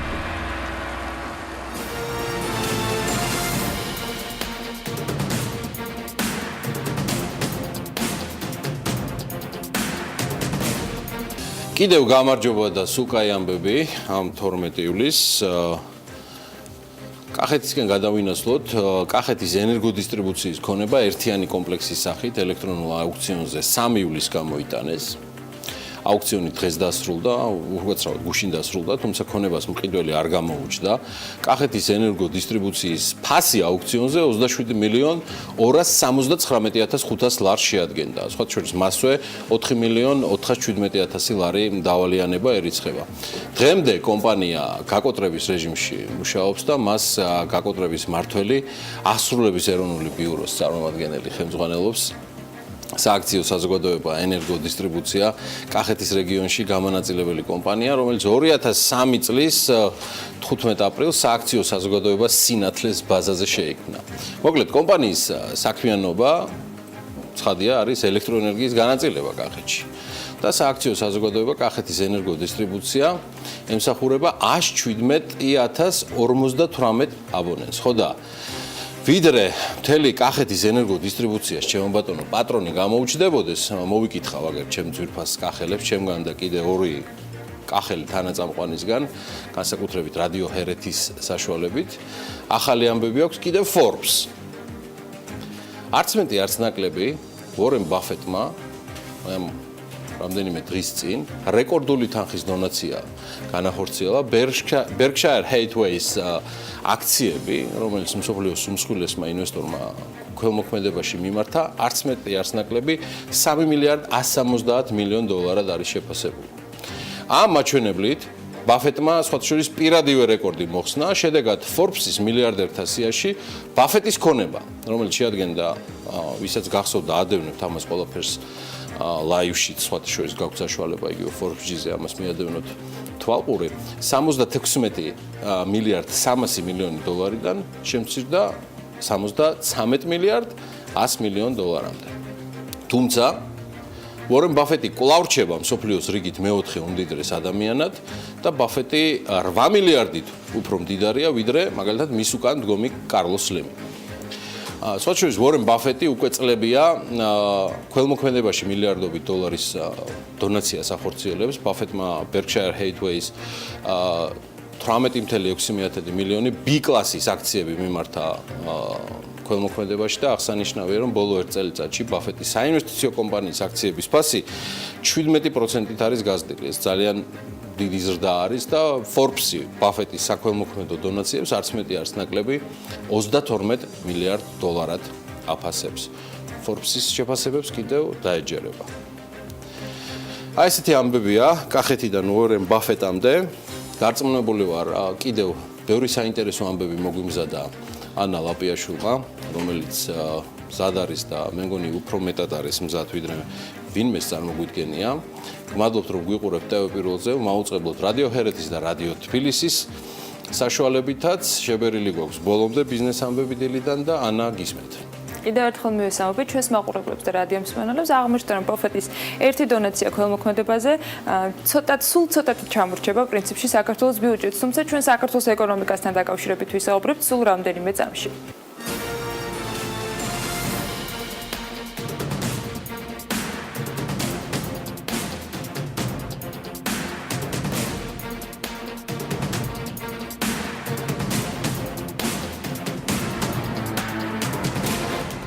კონკურენციის სააგენტო თამბაქოს ბაზარს ხელახლა იკვლევს. ხადურის თქმით, გასულ წელს ჩატარებული კვლევა მხოლოდ 4 თვეს მოიცავდა, უწყებამ კი ბაზრის ერთწლიანი მუშაობის კვლევა გადაწყვიტა. კონკურენციის სააგენტოს შარშანდელი მონაცემებით ბაზარზე კონკურენტული მდგომარეობა ფიქსირდებოდა, საქალაქო სასამართლომ კი განსხვავებული განაჩენი გამოიტანა. კერძოდ, თამბაქოს წარმომადგენელი ორი საერთაშორისო ბრენდი 90 და 100 მილიონი ლარით დააჯარიმა. მოგვიანებით ეს გადაწყვეტილება უკვე სააპელაციო სასამართლომ გააპატივა. ჩვენ ახლა გამოვითხოვეთ დამატებითი ინფორმაცია, თქვენ იცით რომ ჩვენი ინფორმაცია თამბაქოს ბაზართან ბაზრის კვლევასთან დაკავშირებით იყო გასული წლის პირველი 4 თვე მხოლოდ და ჩვენ გადავწყვიტეთ რომ სრულად დავფაროთ გასული წელი, ვინაიდან ბაზარზე მოხდა გარკვეული ცვლილებები, მათ შორის საგადასახადო კანონმდებლობის თვალსაზრისით. ჩვენ ვაგრძელებთ კვლევას და თქვენ იცით რომ ამ ბაზარზე კონკურენცია მართლა სერიოზულია და სწორედ კონკურენციის გამოვლინება იყო ის დავები, რომელიც სასამართლოში მიმდინარეობდა. ფოთის სპორტის მმართველმა კომპანიამ კონკურენციის სააგენტოს გადაწყვეტილება სასამართლოში გაასაჩივრა. ამის შესახებ საქმის კურსს კონკურენციის სააგენტოს ხელმძღვანელმა ნოდარ ხადურმა თავად განუცხადა და ის ამბობს, რომ სააგენტო მზად არის სასამართლოში მის ხელთ არსებული ყველა ინფორმაცია წარადგინოს. სხვათა შორის, მაისში კონკურენციის სააგენტომ დაადგინა, რომ თუ ფოთის სპორტის მმართველი კომპანია IPM ტერმინალს ინტეგრირებულ ერთიან ტარიფს ამოქმედებს, მაშინ ბაზარზე კონკურენცია შეიზღუდება. ჩვენ ფოთის სპორტს არ დაუდგინეთ დარღვევა, იმ შემთხვევაში თუ შემოიღებდა იმ გაერთიანებულ ტარიფს, ამ შემთხვევაში იქნებოდა კანონის დარღვევა, მაგრამ ეს არ იყო შემოღებული. ამავე დროს მას მივეცით რამდენიმე რეკომენდაცია, ზოგიერთი წერილობით, ზოგიერთი ზეპირით და მათ შორის უნდა ითქვას, რომ ზოგიერთი რეკომენდაციის შესრულება ფოთის სპორტმა დაიწყო, მაგალითად, ბრძოლების გადამზადება. ჩვენ მუშაობთ ახლა რამდენიმე საკითხზე, ეს არის უპირველეს ყოვლისა ეგრეთ წოდებული iPhone-ების ბაზარი, რომელზეც რამდენიმე დღეში შევიკრიბებით. ჩვენ სულ რამდენიმე კვირის წინ დავამთავრეთ სასკოლო ავტობუსების ბაზრის მოკვლევა. ამავე დროს ჩვენ მუშაობთ რამდენიმე მიმართულებით, ეს არის მაგალითად ბავშვთა კვების პროდუქტები და ასე შემდეგ. მაგრამ რაც შეეხება ჩვენ ამ ეტაპზე, ასევე ვიხილავთ ზოგიერთ ქალაქში სარეკლამო ბაზარზე არსებულ მდგომარეობას. სამშენებლო დარგის ექსპერტებს სივრცითი მოწყობის და მშენებლობის კოდექსზე შენიშვნები აქვთ. ინჟინრები, არქიტექტორები და სხვა სპეციალისტები პარლამენტში სამუშაო ჯგუფის ფორმატში მორიგ შეხვედრას დაესწრნენ და იმ საკითხებზე ისაუბრეს, რაც მათი აზრით კოდექსში ზედაპირულად არის მოცემული. ევროკავშირის ექსპერტი სამშენებლო დარგში მალხაზ ბედიაშვილი აღნიშნავს, რომ კოდექსის პროექტი არ ითვალისწინებს საქართველოს როგორც მაღალი სეისმური აქტივობის ქვეყნის გარემოებებს, რაც გამოსასწორებელია. საქართველოს არის მაღალი სეისმური ზემოქმედების ქვეყანა. ეს არ ჩანს კოდექსში. მეორე ჩემი მნიშვნელოვანი ჩემთვის საკითხი არის ეს ხანძარი. აქ არის კოდექსში არის მითითებული, რომ უნდა იყოს ერთი მხრიდან მაინც შენობასა მისასვლელი. მე ვფიქრობ, რომ უნდა იყოს ორი მხრიდან შესასვლელი აუცილებლად, იმიტომ რომ როგორც სოფლიო პრაქტიკა გვაჩვენებს, ერთ-ერთი მხარე ყოველთვის სახერგილია, იმიტომ ეს ძველი შენობები ინგრევა. საქართველოს ენერგეტიკის განვითარების ფონდი მზის სადგურის მშენებლობას უკვე მიმდინარე წელს გეგმავს. ამასთან დაკავშირებით საქმის ყურს ჟპს ქართლის ქარის ელექტროსადგურის დირექტორთა საბჭოს თავმჯდომარე თორნიკე ყაზარაშვილმა განუცხადა. მისი ინფორმაციით მზის სადგურის მშენებლობა, რომლის დადგმული სიმძლავრეც 5 მეგავატია და საინვესტიციო ღირებულება 5 მილიონ ამერიკულ დოლარამდე იქნება, საგარეჯოს რაიონის სოფელ უდაბნოს ტერიტორიაზეა დაგეგმილი.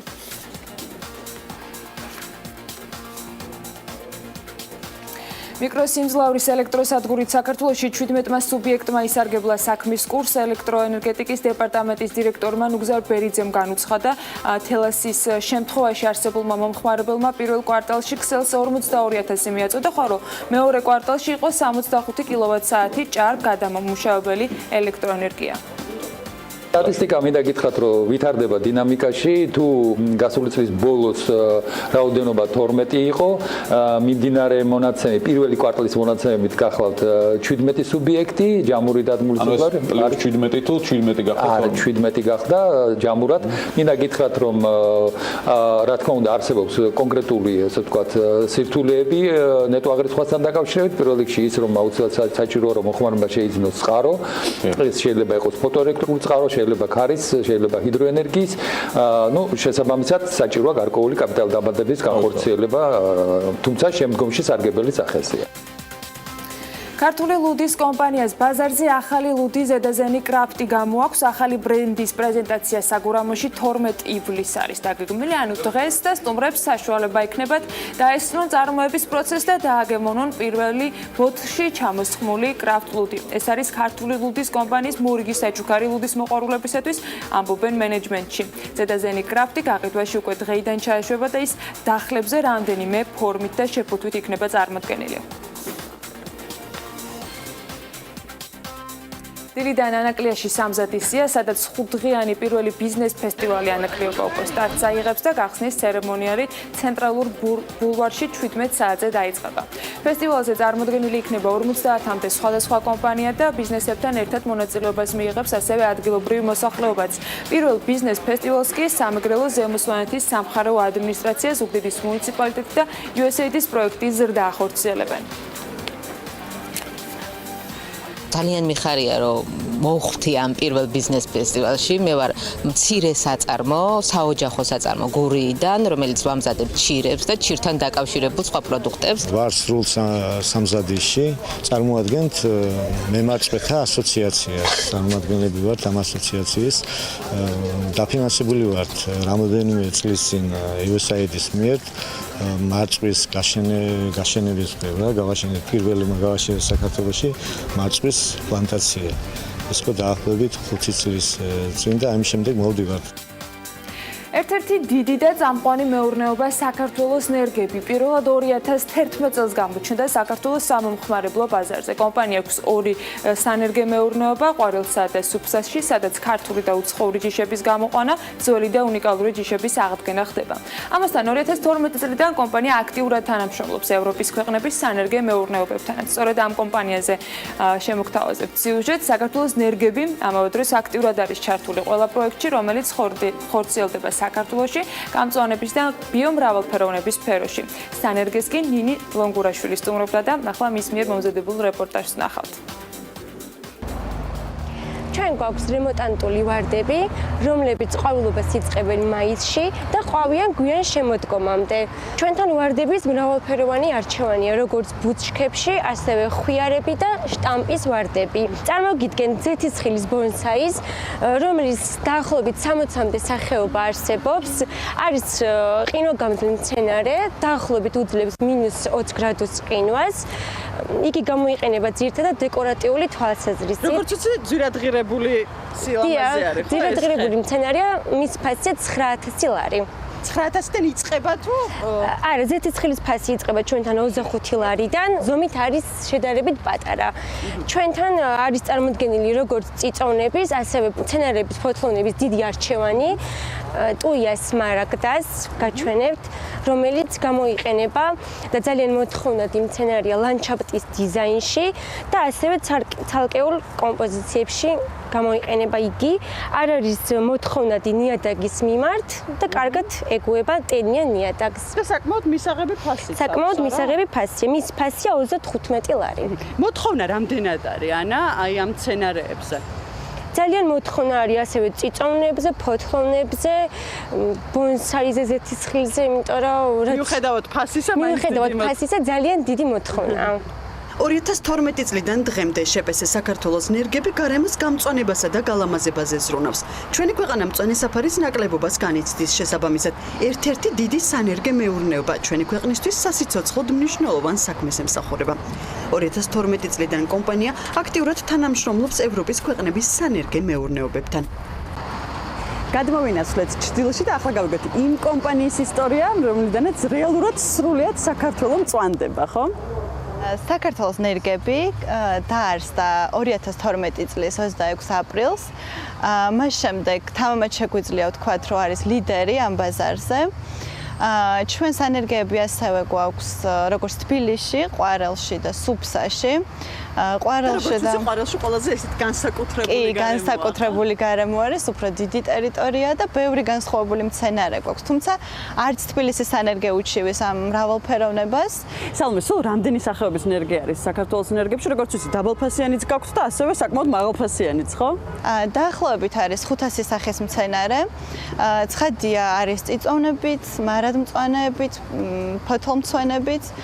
ჩვენი პატარა ნერგები იწყება 3 ლარიდან, რაოდენ გასაკვირიც არ უნდა იყოს და დაახლოებით 25,000 ლარამდე მერყეობს. ცხადია, ნებისმიერ ადამიანს შეუძლია მოვიდეს და შეიძინოს მისი გემოვნების მიხედვით. და ასევე აუცილებლად უნდა აღვნიშნო ისიც, მე შევამჩნიე აქ, რომ უფრო მეტად დომინირებენ ქალები, ხო? კი ბატონო, ქალები დომინირებენ, თუმცა ბევრი მამაკაცი არის, როგორც ჩვენი თანამშრომელი, ასევე დაინტერესებული პირი, ხშირად გსტუმრობენ მამაკაცი ფლორისტები და ორმაგად უფრო სასიამოვნო არის ეს, რადგან რაღაც სტერეოტიპებიც არსებობს, რომ მხოლოდ ქალებს უყვართ მცენარეები, ასე არ არის. მამაკაცებსაც ძალიან უყვართ მცენარეები. და საბოლოო კითხვა, როგორი არის საქართველოს ნერგების სამომავლო გეგმები? რაც შეეხება საქართველოს ნერგების მიღწევებზე გესაუბრებით პირველ ეტაპზე, ჩვენ ვიყავით ინდუსტრიის ლიდერები 2016 და 2017 წელს, რაც საკმაოდ დიდი მიღწევაა. სამომავლოდ, რა თქმა უნდა, გეგმავთ, რომ უფრო გავფართოვდეთ. ასევე გვაქვს ბევრი კარგი გეგმა, რომელიც ეხება საქართველოს გამწვანებას. ჩვენი სლოგანი არის „გაამწვანე საქართველო“ და ვცდილობთ, რომ გავამართლოთ ბოლომდე ეს სლოგანი. სლოგანი „გაამწვანე მომავალი“ ზუსტად ასახავს საქართველოს ნერგების საქმიანობას. კომპანიამ მზადაა მისაღებ ფასებში მიაწოდოს საქართველოს მოსახლეობას თავისსავე სანერგეში გამოყვანილი ელდარის ფეჭვი, კვიპაროსი, იფანი, ნეკერჩხალი, ქართული მუხა და ტყის სხვა ჯიშები. ასევე სთავაზობს ხეხილის მრავალფეროვან არჩევანსაც. მათი შეძენა მომხმარებელს თბილისში, აღმაშენებლის ხეივანზე, საქალაქო სასამართლოს მოპირდაპირედ შეუძლიათ. და დავბრუნდით უკვე სტუმართან ერთად და მას მისვლობთ სტუმარს, რომელმაც ამერიკული ოცნების ახდენა ჯერ კიდევ საბჭოთა კავშირში დაიწყო. ჯერ იყო დასაქმებული სტატუსი ერთ-ერთ პურის ქარხანაში და თან მოსკოვში ლიმონათის ქარხნის ინჟინერობა და გზა საქართველოში კოკაკოლის ჩამოსხმის ლიცენზიამდე. კოკაკოლას ამერიკის მეორე სიმბოლო და ბრენდი მაკდონალდსი მალევე მოჰყვა. სულ მალე კი საქართველოს მასშტაბით მაკდონალდსის რიგით მე-9 რესტორანი უკვე ქუთაისში გაიხსნება. თავად მე-12 ბოდიშიან, ვეღარ დავეციეთ. ქუთაისისთვის ეს მაკდონალდსის მეორე რესტორანია. იანვარში დაწყებული სამუშაოები კი რამდენიმე თვეში დასრულდა, თუმცა დღეს თემურ ჭყონიასთან არც ამ გადაწყვეტილების და პრინციპში ამ გამოწვევის გადალახვა წარმოადგენს პრობლემას. 2014 წელს Forbes-ისთვის მიცემულ ინტერვიუში მან თქვა, რომ ჯამში 15 რესტორნის აშენებას გეგმავს მთელი საქართველოს მასშტაბით. ეს რამდენიმე წლის წინ იყო, როცა ბატონი თემური Forbes-ის ყდას ამშვენებდა, მაგრამ სულ რაღაც 3 თვის წინ McDonald's-ის საქართველოს გენერალურმა დირექტორმა თენგიზ კაპანაძემ აქვე აი ამ სტუდიაში დაგვიანონსა, რომ მომავალ წელს გაფორმდება შეთანხმება და წელიწადში 3-5 რესტორანს დაამატებენ. უმნიშვნელოვანესი გზავნილები, რაც კომპანიისგან წამოვიდა, იყო, რომ საქართველოს რეგიონისთვის ჰაბია, ლოჯისტიკურ ცენტრს წარმოებაც უნდა მოყვეს. მოკლედ, თემურ ჭყონიას ბიზნეს გეგმებზე საუბარი ბევრი შეიძლება, მე კიდევ უფრო მეტი ვიცი, მასთან 20 წელიწადზე მეტი ურთიერთობა მოკავშირებს, მოდი თავად მას მივცეთ საშუალება, რომ თავადაც მოგვიყვეს. ფაქტიურად დილამშვიდობის ეხლა საქმიანი დილის სტუდიაში როგორ გზნობთ? მარჩევლებრივად.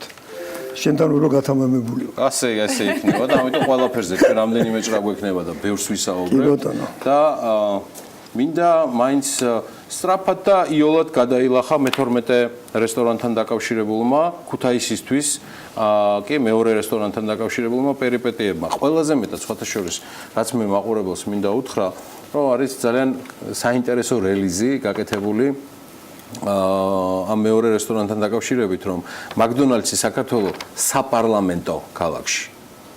საპარლამენტო ქალაქში მეორე რესტორანს თვის. აქაც არის ერთი დეტალი, რის გამოც მეც ვთამამდები ყოველთვის ბატონ თემურთან, რომ ვიცნობ მას კარგად და ვიცი, რომ ტყილად მით უმეტეს სათაურში ის არაფერს აწერს.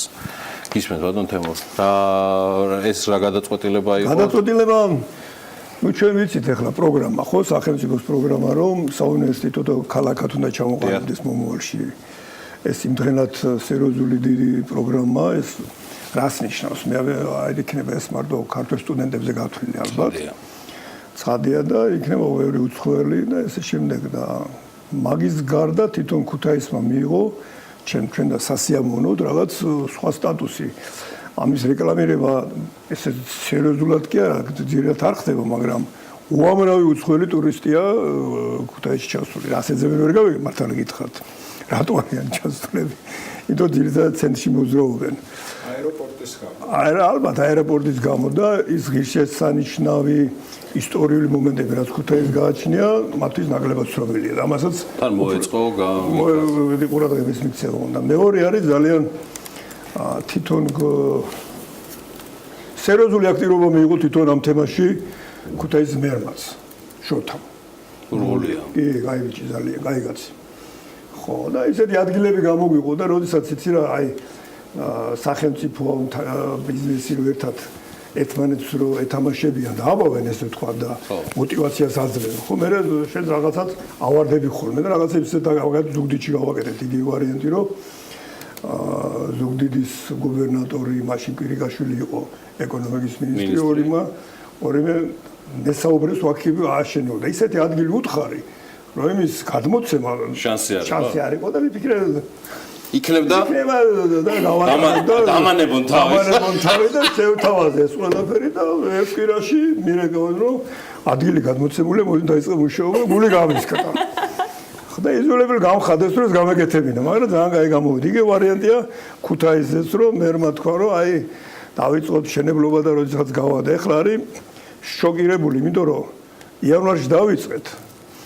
აქვე ვიტყვი, რომ 6.157.000 ლარის ინვესტიცია გავაკეთეთ, რაც მე ვფიქრობ, რომ ცოტა არ არის რესტორნის და ამ სისტემისთვის. და არც ქალაქისთვის. არც ქალაქისთვის და ძალიან მაგარი ადგილი მოგცა, მადლობა მინდა მის უთხრა. და მე მოხდა ისე, რომ 4 თვეში 4 თვე ნახევარში მოვჭით. არის კიდევ ერთი. და ის შენებელი, ვაცრავად, ის შენებელი მისეს აღაშენა. შენ სამშენებლო კომპანია არის პირველი ახლა თქვა და ყველა მოთხოვნილება ძალიან სერიოზული ამაზე, რომ მეორე 4 თვეში შეუძლია ის თვითონაც გაიზარდა. ახლა ის 4 თვეზე ნაკლებად არც ერთ ობიექტს აღარ აშენებს, იმიტომ რომ სტანდარტი დაუნერგეთ იმ ტიპს უკვე, ესეთი სტანდარტი აქვს იმას, რომ არ უნდა შერცხვას. ბაზარზე ახლა არის მშენებელი, რომელსაც პორტფოლიოში აქვს McDonald's საშენება და თან ვადებში და უმაღლესი ხარისხით ვადებში თავის დროზე წარმოუდგენელი თემა შეიქმნა ესეთი მთავრობა, მშენებელი ჩვენ და ესე შემდეგ და ულამაზეს მაკდონალდი გაიხსნა, ულამაზეს. სხვა შორის აი ბათუმის მაკდონალდსი არაერთხელ მომხდარა სხვადასხვა სიებში, სადაც შეაფასეს როგორც კარგი არქიტექტურის ნიმუში და რამდენჯერმე უცხოურმა საიტმა დაასახელა კიდეც მაკდონალდსის ქსელის ულამაზეს რესტორნად მსოფლიოში. მსოფლიოში მესამე სამეულში შევიდა ბათუმის, ერთი იყო ტოკიოსი, უნგრეთი და ჩვენ. ამ თვალსაზრისით ქუთაისის მაკდონალდსი თუ გამოირჩევა რამით? აი რომ ნახავთ ახლა ჩვენ დღეს ისეთი რბილი გახსნა იქნება. soft opening რბილი არის ქართულად. soft open. რბილი. ერთი რაც ვიცი, რაც უნდა ვთქვა, გიორგი კვირიკაშვილს ზუგდიდის გუბერნატორს და დარწმუნებული ვარ შოთა მურღულიასაც არ ეყოფოდა არგუმენტები ბატონ თემურ თქვენ თვითონაც ეკონომიკურ აქტივობას და იმ შესაძლო ბრუნვას მოგებას რო არ დაკვირვებოდით. ეხლა თუ ბიზნესტრებმა ვიცით ყველა თქვენი დამოკიდებულება საქმის მიმართ, მნიშვნელოვანია ის ეგრეთ წოდებული შებმა, ცხადია და სახელმწიფოს მხრიდან გადადგმული ნაბიჯები, მაგრამ ფაქტია რომ სულ აი შადრევნის ადგილი რომ მოეცათ ქუთაისში და იქ მაგდრაევი რო გაეკეთებინა ცენტრალ თქვენ ამას არ დათანხმდებოდით რომ არა გარკვეული ალბათ ის ტრაფიკი რაც ალბათ პირველმა შექმნა თვითონ ქუთაისში დაინახეთ ეს თვითონ ეგ ეტყვით ახლა რა მაკდონალდების არ არის ცოტა თანხა დღევანდელ დროს ინვესტიცია რა თქმა უნდა თვითონ მაკდონალდში დღეს მუშაობს მე მგონი 900 ადამიანი 900 ავიდა 900 ავიდა ახლა ჩვენი გეგმა არის 22 რესტორანიდან დაანონსო რომ 15 22-ზე უნდა ავიდეთ. ჩვენ ესეთი ჯენტლმენური შეთანხმება გვაქვს პრემიერ-მინისტრთან რომ 22 რესტორანზე რო ავალთ და ხელი უნდა შეგვიწყოს ამაში ჩვენ, იმიტომ რომ თვითონ ის ბარიერები, ის ტემპი რომელიც ჩვენ გვაქვს, აბსოლუტურად განსხვავდება ხანი ბიუროკრატიული შეფერხებებისგან, რომელიც სახელმწიფოში და მარტო ჩვენთან ყველგან არსებობს. ამიტომ ჩვენი ტემპი და გადაწყვეტილების მიღებები უნდა იყოს პარალელურად და თანხმდრივ უნდა იყოს. თორე წინააღმდეგ შემთხვევაში თუ ველოდეთ ის ტექნიკა იცვლება, ცხოვრება იცვლება. შეთანხმება არის რომ როგორც 22 რესტორანზე მივალთ და ხელ შეგვიწყობს თავრობა, ამას ჩვენ ეხლა ფიქრობთ კვირიკაშვილი. კვირიკაშვილი კისრულობს რომ 22 რესტორანის ადგილებზე დაგვეხმარება გამოყოფა და ჩვენ კისრულობთ რომ ავაშენებთ ახალი ინვესტიციებს გავაკეთებთ 30 მილიონიან პურის ქარხანას გავაკეთებთ მაკდონალდსთვის. ხო, თეგამაცაც. კი, საექსპორტო იქნება უკვე აზერბაიჯანის სასუნხეთი. გავაკეთებთ, ხელშეუწყობთ ხოჭა რა გამოდის სრული ციკლით ჰაბი ხდება სრული ციკლით ხდება. ჩვენ სასაწყობო ხობა გუშველებთ. და ნახოთ ის სასაწყობო რა დონეზეა გაკეთებული. ეს სასაწყობო ევროპაში არ არის. არც გაეკარება ევროპის არც ერთი ქვეყნის სასაწყობო და თქვენ არ ვიცი ახლა 1-2 თვის უკან 22 მაკდონალდს ფრენჩაიზერი იყო ჩამოსული ევროპიდან, რომლებაც დაათვალიერა ეს ჩვენი ჰაბი, დაათვალიერა ჩვენი სისტემა რესტორნების და მაკდონალდს დღეს არის სამაგალითო თემა, რომ სახელმწიფო კერძო ბიზნესი ისეთ ადგილებზე დგავს მაკდონალდს რესტორნებს, რომ ძალიან პოპულარი ხდება ეს თემა თვითონ სისტემაში მაკდონალდს. და აქედან გამომდინარე ის მაკდონალდს დიდ ხელშეწყობა ეხლა ჩვენ რომ მივიღოთ ნებართვა პურის წარმოების, ამას ძალიან დიდი პროცესი უნდა გაიარო რა, ძალიან რთულეს თემა, იმიტომ რომ ეს ერთ-ერთი მთავარი კომპონენტია, ხო, თავის შემადგენელ აბსოლუტურად განსხვავდება თავის შემადგენლების მერი პურისაგან. ამიტომ ეს ნებართვა უკვე აღებული ვარ 15 ჩამოვლენ პროექტი უნდა გავაკეთოთ და დავიწყოთ ამის შენებლობა. სანამ პატარა პაუზაზე გავალთ და მე გავაგრძელებთ საუბარს, არც დღეს გახსნაზე გვაკლია სტუმრები, ადგილობრივი და უცხოელი, მაგრამ ასევე ჩამოდის სათავო ოფისიდან კენედ ენჯელი, რომელიც საკმაოდ მაღალჩინოსანია, ის მიიღებს მთელ ამ ცერემონიალში მონაწილეობას ბატონ თემურ და მე მგონი გვერდს დაგიმშვენებთ პრეს კონფერენციაზე. რაც წარმოადგენს კენედი კონკრეტულად და კენედი არის სახელმწიფო ამერიკის სახელმწიფო სახაზინვის ერთ-ერთი ის არის, რომელიც მაკდონალდის ფინანსირებით და შემდეგ განვითარებით არის დაინტერესებული. ანუ ფაქტობრივად განვითარების კუთხით ჩამოდი რომ ხედავს ჩვენს განვითარებას 22 რესტორანი დავაშენოთ საქართველოს სხვადასხვა თბილისში და სხვადასხვა კუთხეში და ესე შემდეგ. ამის გარშემო შეიქმნება ძალიან დიდი ინფრასტრუქტურა. დღესაც ჩვენ პოლიგრაფია, ეს რა ქვია, ჭიქების წარმოება, რაღაც შესაფუთი საქართველოში არის. ჩვენს გარშემო თემა რა არის? მაკდონალდს თემა არის, რომ პირველი დასაქმებულია უამრავი ადამიანი, 7-8000 ადამიანს აქვს ჩვენთან გავლილი ტრენინგები და სხვადასხვა რესტორნებში და სხვადასხვა პოზიციებზე და სხვადასხვა მაგდონალდში ნამუშევარი ადამიანი მენეჯერი არის ბაზარზე ძალიან მოთხოვნადი. აქედან გამომდინარე ხო. არა მაგარ გავიდეთ პაუზაზე. აუცილებლად მოვიკითხო, იმიტომ რომ გიორგი ამას ვიცით ჩვენს წარმოებას დააბრალებს, მაგრამ ბოლო დაანონსება იყო მათ შორის მაგდონალდსის დირექტორის მხრიდან, რომ იქნებოდა შემდეგი რესტორანი კახეთში. ქუთაისი იხსნება, კახეთში როდის ველოდებით? რატო ხარ ეს დაინტერესებული? ეს ორივე წეგანა. მაშინ მეორეს. დავიწყოთ მოლაპარაკება. გიორგი ძალიან უმცირესობაში ხარ. აქტიურად სამნი ხართ. კვირიკაშვილი, თემურჭკონია და შენ. კახეთის დროს დადგება. იგი გვაქვს მაღაზია. აქტია მოდის ეგ. იგი მოდის იმიტომ რომ თელავი არის ძალიან საყვარელი ქალაქია თვითონ თავის მაცხოვრებლები და ძალიან ესე ვთქვათ მუდმივი ქალაქია კახეთში. ძალიან. აუ ეხა ეს გურჯაანში დაიწყება. ნუ გურჯაანში დრაივის გავაკეთებ და რაღაცას მოვიფიქრე, გადავაყოთ რაღაც. თემურჭკონია სულ რამდენიმე წუთში დაგვიბრუნდება კი არა და იქნება ჩვენთან ერთად ეთერში. გავიდეთ მოკლე პაუზაზე რეკლამაზე და შემდეგ უკვე სხვა თემები რომელიც უკავშირდება. არ დაგავიწყდეთ. დღეს 2 საათზე ქუთაისში ზუსტ მისამართსაც ვიტყვით ყველასთვის დაინტერესებული პირებისთვის. ეს გახლავთ აღმაშენებლის მოედან, ზეგ, ბოდიში, ზეგ, აღმაშენებლის მოედანზე. პირველი ნომერი, რიგით მეორე მაგდონალდსი იხსნება. ძალიან ბევრი სტუმრით, 14 ივლისია, მე მოპატიეთ ხალხმოერთ თუ წამომსდა დღევანდელი დღე და მოემზადეთ ამ იმისთვის ცხადია მთელი ბიზნეს მედია საქართველოს ამ თემას ძალიან აქტიურად გააშუქებს. სულ რამდენიმე წუთში გიბრუნდებით უკან.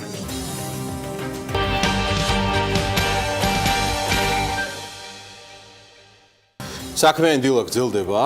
თემურჭკონიასთან ერთად ჩვენ ვისაუბრეთ საუბრის პირველი ნაწილი მიუძღვენით ზეგინდელ ღონისძიებას და ქუთაისში მაგდონალდსის მეორე რესტორნის გახსნას, თუმცა სასაუბრო მასთან ბევრია და დარწმუნებული ვარ თემები, რომელიც ანა ოპიაშვილს, შოთლი მელაშვილს აქვთ კიდევ ბევრი კითხვები, რომელიც არც თუ ხშირი რესპონდენტი გასცემს პასუხს.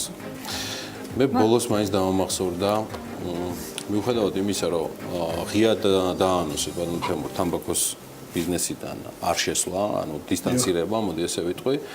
არავინ არ ელოდა და თქვენ გააკეთეთ პირდაპირ კომენტარი სასამართლოს გადაწყვეტილებასთან დაკავშირებით თამბაქოს კომპანიებზე.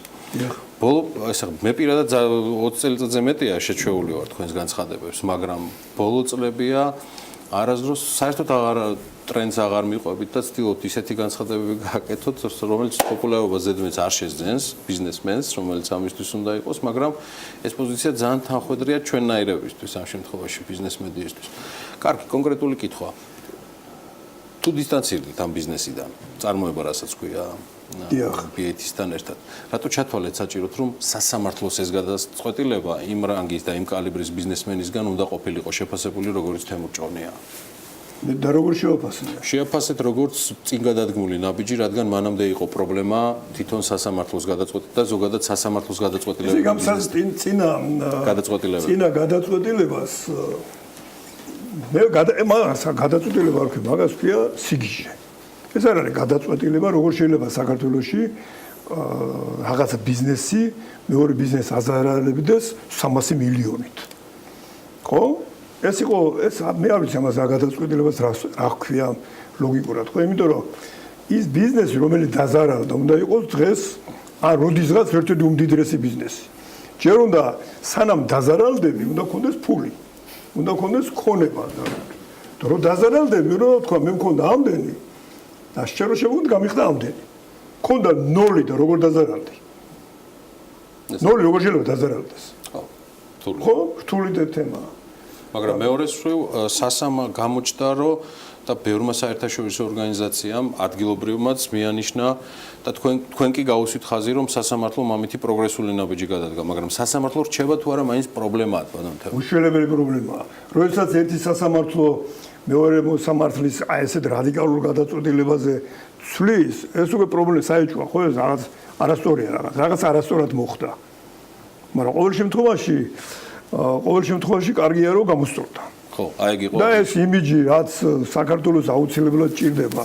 ნებისმიერ ადამიანს ჭირდება იმიჯი, არა მარტო ქვეყანას მით უმეტეს, ხო ყველა ადამიანი ფიქრობს მაგარი ტიპი იყოს და მაგრად დაიმკვიდროს თავისი ცხოვრების მოკლე მანძილზე სწორი გადაწყვეტილებით და სწორი შინაარსობრივი ცხოვრებით, რომ კაი ტიპი იყოს და სახელმწიფო რომელიც ფიქრობს, რომ 300 მილიონი ზარალი მივაყენეთ მეორე ბრენდმა, მეორეს და ამაზე მიდის მსჯელობა და ამხელა აჟიოტაჟის ადეხვა, ეს რას ნიშნავს? იმას ნიშნავს, რომ ვისაც უნდა, აქ არ არის საუბარი, მე არ მიყვარს, როდესაც ინვესტორებზე საუბრობენ დილს.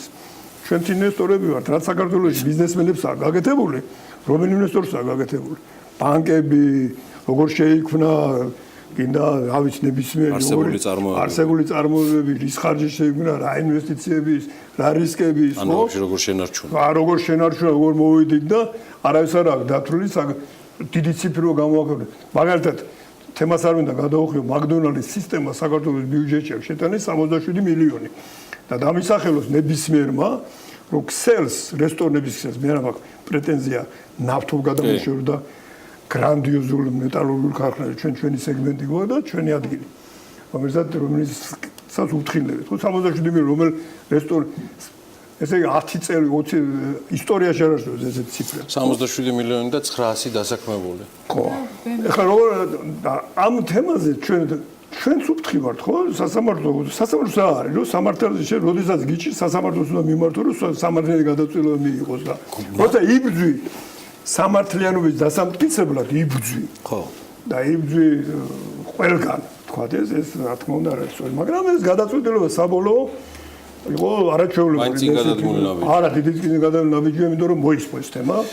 დაიხურა და ეს არის სააპელო სასამართლო ძალიან დიდი დამსახურება. კონკურენცია თვითონ ბატონ თემურ სანამ ანას და შოთას კითხვებზე გადავალთ, რამდენად მოდი ესე ვთქვათ, გაფრთხილებულია ამ ქვეყანაში, რამდენად თანაბარია და რამდენად იცავს სახელმწიფო ამ შემთხვევაში გინდა სასამართლოს სახით თუ გინდა სახელმწიფო სტრუქტურები ამ კონკურენციის პირობებს. თვითონ ჯანსაღ კონკურენციაში სახელმწიფო არ უნდა ერეოდეს, არც არავის საქმე არ არის. ჩვენ ერთმანეთში როგორი კონკურენცია გვაქვს, როგორ უგებთ ერთმანეთს, ხო? აქ არ უნდა იყოს რეგულირებადი კონკურენცია, აი ვიღაცა რო არეგულირებდეს შენს პოზიციებს და ანწევდეს და მეორეს წინ უშვებდეს ეს. ჯანსაღ კონკურენცია სხვა არის, ახლა მაგალითად კონკურენციაზე რო ვისაუბროთ, ხშირად მეკითხებიან ესეთ თემას, რომ თქვენ როგორ აღიქვათ ჩვენ კონკურენტებს. ჩვენი კონკურენტები ჩვენ კი არ გვებძვიან, კონკურენცია ძირითადად მიდის გემოზე და რაღაც ოთხკუთხა პურებზე და რაღაც ორი სალათის დამატებაზე და კიტრის ბჟავე რაღაც. აქ არის მაკდონალდის კონკურენცია არის შეუძლებელი.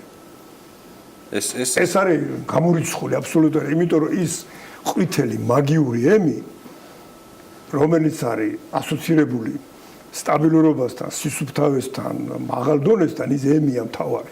აქ მარტო გემოვნებაზე არ არის ის ემი რომ მოხსნათ ჩვენ, ხო? ჩვენი მომხმარებლის რამდენი? ნუ ერთი ორ ნახევ განახევდება. რა თქმა უნდა, იმიტომ რომ ის აი ყველა ადამიანს აქვს თავისი იმიჯი და თავისი მიმზიდველობა, ხო? და აი ამ მიმზიდველობის შინაარსობრივად შეიძლება ადამიანს აი ეს ემი მაკდონალდსი წარწერა ადამიანმა უკვე იცის რომ ისში დაარტყავს რომ აი აქ უნდა შევიდეს უეჭველი. ამიტომ ამასთან კონკურენციის გაცემა ძალიან რთულია. თუმცა თქვენ გარდა მაგიური ემისა და გარდა იმ ბრენდისა, რომელიც მთელი მსოფლიოს მასშტაბით აღიარებულია, საკუთარ ბრენდებთან დაკავშირებითაც გაქვთ ეგვიპი. ეს იყო თამბაქო, მაგრამ თამბაქოს ნაწილი მოდი გადავდოთ, იმიტომ რომ თქვენ დისტანცირება მოახდინეთ.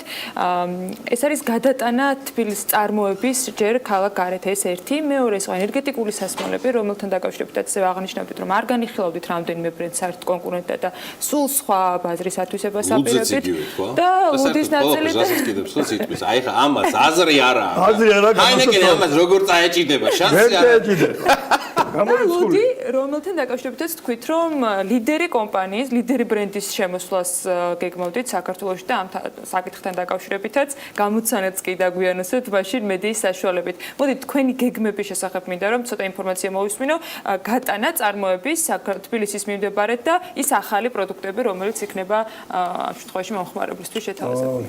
ჩვენ ახლა ძალიან ფრანგული კომპანია ყავს კონტრაქტორი, რომელიც აკეთებს ჩვენს ქარხნის გადატანის მთლიან პროექტს, რომ ოპტიმიზირებული იყოს ხარჯები, მიტანა, მოტანა და შემდეგ. ამ შემთხვევაში კოკოლოსთან ძალიან სათავო ოფისთან ძალიან ინტენსიური მოლაპარაკება აქვს, იმიტომ რომ სერიოზული ინვესტიციები დაიხარჯება ალბათ 12-13 მილიონ ევროზია საუბარი და საექსპორტო პროდუქცია უნდა შევქმნათ. რაც რა არის დიდ ბრენდებთან მუშაობის სტილი, რომ ის იფრთხილდება ჩვენ ყველა გადადგმულ სწორ ნაბიჯს და გვიწყობს ხელს, რომ ეს ინვესტირებული თანხა იყოს მომგებიანი, ესე ვთქვათ. აქედან გამომდინარე, ჩვენ რამოდენიმე ახალ ნოვაციას გავაკეთებთ. შეფუთვები იქნება, გამოუშვებთ სხვადასხვა წვენებს, როგორც თქვათ რესტორნებისთვის, აეროპორტებისთვის, ყველა მიმართულებას თავის შეფუთვა აქვს და თავის ფასი აქვს და ძალიან დიდ სეგმენტაციას გავაკეთებთ. ჩვენი წარმოება გაიზრდება ეხლა ვაკეთებთ 16 მილიონი პირობით კილას 22-მდე ავა და ბრუნვა იქნება ალბათ 200-250 მილიონი მარტო ნატახტარის ხახნის შემთხვევაში. აი და ამას უკვე რეგიონზე თვლის თუ ამ შემთხვევაში სეგმენტაციის გაზრდით ეხლა ჩვენ გვექნება ჩვენ გვაქვს ხელშეკრულება დადებული რომ კილების და პატარა შეფუთვიშვილის წარმოება უნდა იყოს საქართველოში და საქართველოს და მივაწოდოთ აზერბაიჯანს, სასომხეთს და შესაძლებელია შუა აზიის ქვეყნებს გააჩნია ნახოთ რა ბრენდებს დავამუშავებთ და რა ინვესტიციებს გავაკეთებთ. ინვესტიციის სიდიდეა ყველაფერი დამოკიდებული. გავაკეთებთ დიდ ინვესტიციას, ხო? ბაზრის რაოდენობას გაიზრდება და ეს შემდეგ. ამიტომ კოკო-კოლა ბოთლერ ჯორჯია 2018 წლის ბოლოს იქნება ერთ-ერთი სერიოზული კომპანია, რომელიც ამიერკავკასიის ბაზარზე და შუა აზიის რაღაც ნაწილში მაგარ ოპერირებას და საექსპორტო პროდუქციას გააკეთებს. დარწმუნებული რომ ამ გეგმაში ხელს ვერაფერი შეგვიძლია და მას აუცილებლად განახორციელებთ. ლუდის ნაწილზეც მინდა კითხოთ. აქციისთან დაკავშირებით თქვენი შეფასება ბევრჯერ მოგვისმენია. გადაიხედა ეს ნაწილი? გადაიხედა, პრეტენზიები მაინც დარჩა. დიდი ბრძოლის მერე მივედით რაღაც მომენტამდე, რომ შუალედური ხელი ჩამოვართი, რომ მართალია ეს ეკონომიკურ სწორად უფრო ისეთია. უკეთესი ფორმულაც არსებობს, რა თქმა უნდა, ნუ მაინც არაუშავს. მაინც არაუშავს. რაღაცაზე ხელი მაინც კარგია, რაღაცას რომ რაღაცას ხელს ჩამოვართო და უკეთეს შეიძლება. იმიტომ რომ ქვეყნის განვითარებისათვის აუცილებელი უნდა იყოს სწორი დაბალი საგადასახადო სისტემა, სწორი სასამართლო აბსოლუტურად ამ თემაზე არც უნდა საუბრობდეთ. საბანკო სისტემა უნდა იყოს მაგრად განვითარებული. 94 მუხლს უნდა ვეხებოდეთ კონსტიტუციაში. 94 მუხლზე საერთოდ საუბარიც არ უნდა იყოს. არა და იყო. არა, როგორ შეიძლება ამაზე საერთოდ საუბარი. და ამაზე ესე იგი ერთი თვე მიდიოდა ამ თემაზე საუბარი და სანამ თელმა მსოფლიომ არ გაიგო რომ ეს თემა არ არის სწორი, მანამდე არ შეჭირდა რომ გაიგეს, რომ გააფუჭეს ყველაფერი იდეოლოგიურად, მე თქვენს რომ შევაჩეროთ ამაზე საუბარი ესაც არ იყო ესაც არ იყო სწორი.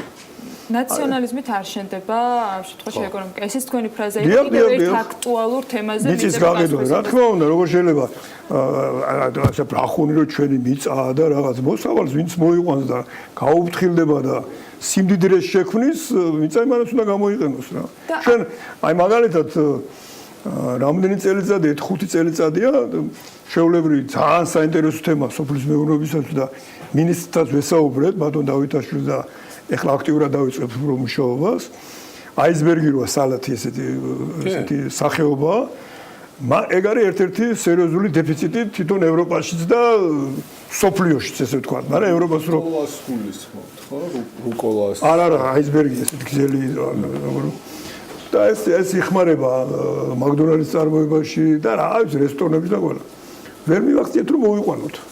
იმიტომ რომ ჩვენ რომ გეგმას უსახავთ პირველ წელიწადს რამდენია მეორე, მესამე ესე როგორ უნდა განვითარდეს ეს თემა. ჩვენი ფერმერი ამას ვერ აღიქვავს ეს რომ თანმიმდევრულად რომ 5 წლის მერე მიიღოს დიდი მოგება.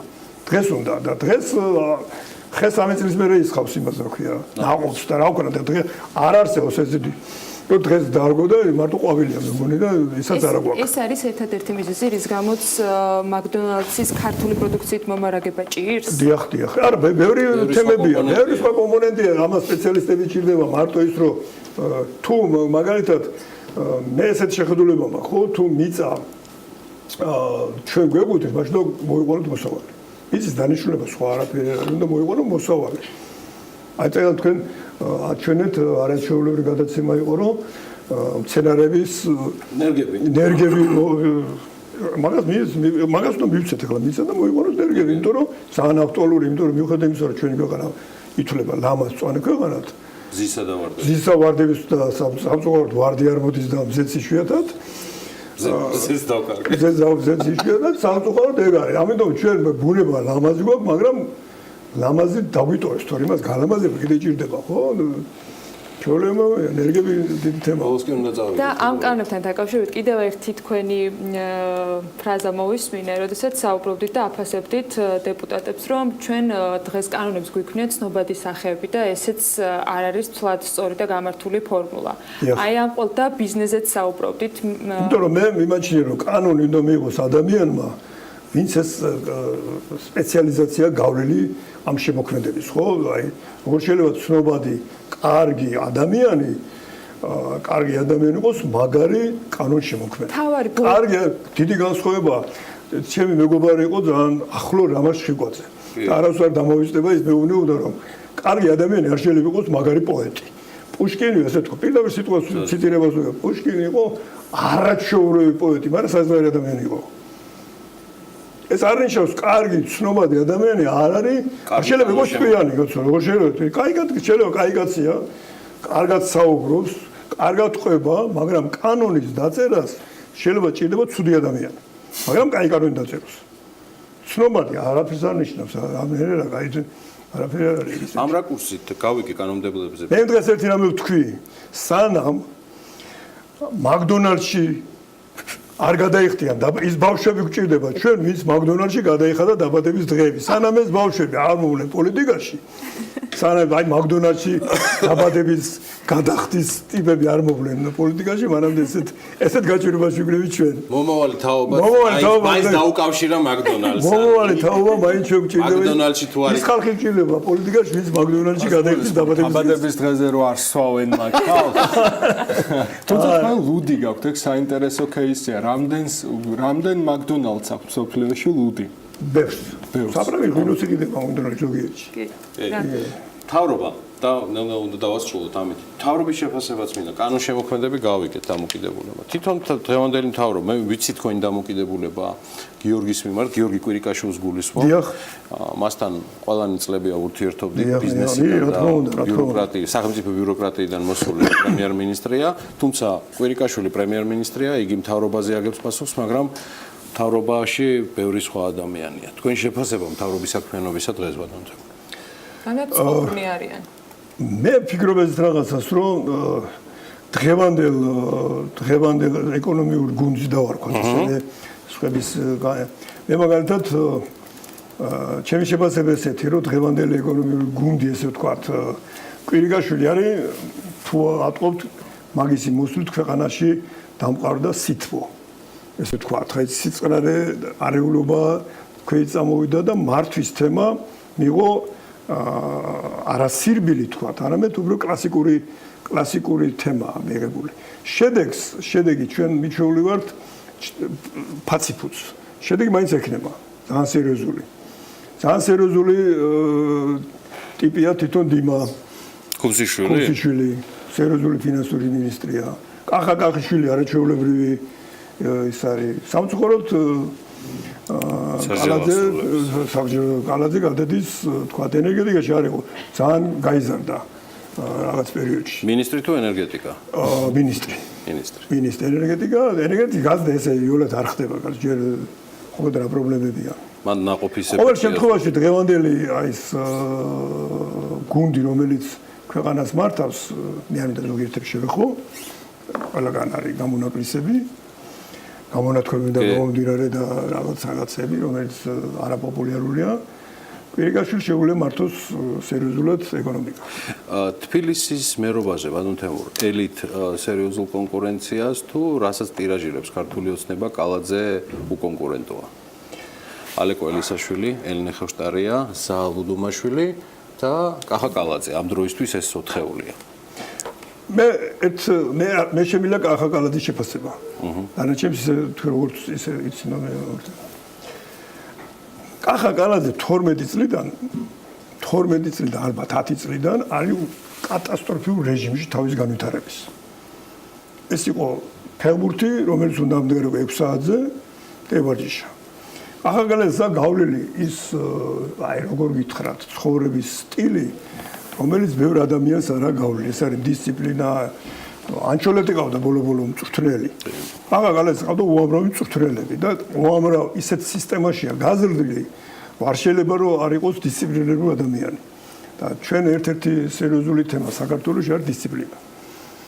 ახალგაზრდას აქვს გავლილი იმ ქვეყნების გამოცდილება რა, სადაც ადამიანები ტურისტებად დადიან, მაგრამ იქ ნაცხოვრებია, ხო? ჩემი აზრით თავისი აი ამ დამხმარე თემებით ლაბანოვსკი ეს ფეხბურთი რა არის, ხო? ფეხბურთი ცხოვრების ფილოსოფიაა, ხო? მეკარეა, დაცვა, შეტევა, შეგდება, ჟინი, თავისუფლება, შემოქმედება, ვარჯიში, ტვინის და ესე შემდეგ. ეს ჩვენ ფეხბურთს მარტო თამაშით უნდა განვიხილავთ. ფეხბურთი არის სანამ მოედნამდე გახვალ, მანამდე არის უშველებელი შრომა, გასაკეთებელი. ამიტომ თბილისის მერი ჩვენ გვჭირდება არაპოლიტიკური, თქვა ძალიან ანგარაჟირებული ადამიანი, არამედ გვჭირდება ეს ტიპი, ვისაც ნანახი აქვს ევროპის გამოცდილება, ვისაც ნანახი აქვს თანამედროვე ცხოვრება, მოდნი ტიპები ვინც არიან და ჯიგრები ვინც არიან, ვინც ქალაქს დაგვის, გარეცხავს, ჩააცმევს და დაახურავს და თუ კალაზე ამას გააკეთებს, მაშინ მაგარი იქნება და დანარჩენები თუ ეხლა არიან ის პოლიტიკური თემები ნაკლებად მაინტერესებს. თქვენ თვითონ ხო თქვით რომ კარგი ადამიანობა, კარგი სპორტსმენობა არ არის საკმარისი მაგრამ ურბანისტიკაში ახლა შეიძლება მოგვიწევს ლოდინი როგორ გაიზრდება ჩვენი მერი ურბანისტიკას როგორ ისწავლის ჩვენი მერი ურბანისტიკა რა გაქვთ ხედულობაში ქალაქ გეგმარება ქალაქს მოწყობა ქალაქ სოციალური ადამიანი როცა დაცვის კორდონით დადის და არა მეტროთი და რამდენიმე მანქანით, ხო? იმას ქალაქი ნაკლებად ესმის, იმის ამოცანა A პუნქტიდან B პუნქტამდე მალე მივიდეს. მაგაში გადაგვევით რომ ეს დაცვა. აი მაგალითად, იმიტომ მე და გიორგი ვიცით რომ კვირიკაშვილი მაგალითად. დაცვის გარშე დადის. ამიტომ მე ეგაც მაღიზიანებს რომ პარლამენტში ყავს დაცვა. პარლამენტში პარლამენტარი მიდის უკან პორტფელი მე გორკაც. ამხელა ბიჭები ერთხელ მოყარება რა თვითონ ამხელა ბიჭი მიყვება ვიღაც ხატრა ქალს ხოლგიანებიც ხო გვახსოვს ხოლგიანები გახსოვს ხოლგიანები გახსოვს რა თუნდა პარლამენტში დაცვა პარლამენტში დაცვა რა თუნდა ქუჩაში დაცვა რა თუნდა ხალხს ადამიანს იმდენი დაცვა ყავს ვისგან ჩემგან მე რა თუ არ ყავს და მე და შენ რა თუ არ ყავს დაცვა რასაც შელაპარაკო ტელევიზიაში რასაც შეყოლდილი ლაპარაკო ტელევიზიაში დაცვა კი არა შენ შეიძლება რა ქვია არმია აპეთქდა სრულიად სოციალური აი და გამოუშვას ქართულმა მაკდონალდსმა აქციები და თუ აქციებს გააკეთებს აი პირდაპირ ნახე რა იდეები მოდის იქნება საოცარი მოთხოვნა ну ნაყინების და ჩაის და ყავების გარჩევა ჩაი რაშუაში იყო ვერ გავიგეღონთ მაგრამ აი ეს ხო მიდის კრიპტოვალუტებთან დაკავშირებით თემურ ჭყონია რას ფიქრობს ეს ელექტრონული ფული ბიტკოინები ეთერეუმი და მე მიყვარს ფულს ხედავ არ შემიძლია ელექტრონული და რაღაც ვირტუალური მაგას ვერ ვერგები და მოკლედ უამრავი სხვა აი ეს იყო თემურ ჭყონია საქმიანი დილა მე ძალიან მადლობელი ვარ მისი ამ სტუმრობისთვის და ძალიან საინტერესოდ გატარებული დროისთვის. სეგინდელი ღონისძიება დაანონსებულია.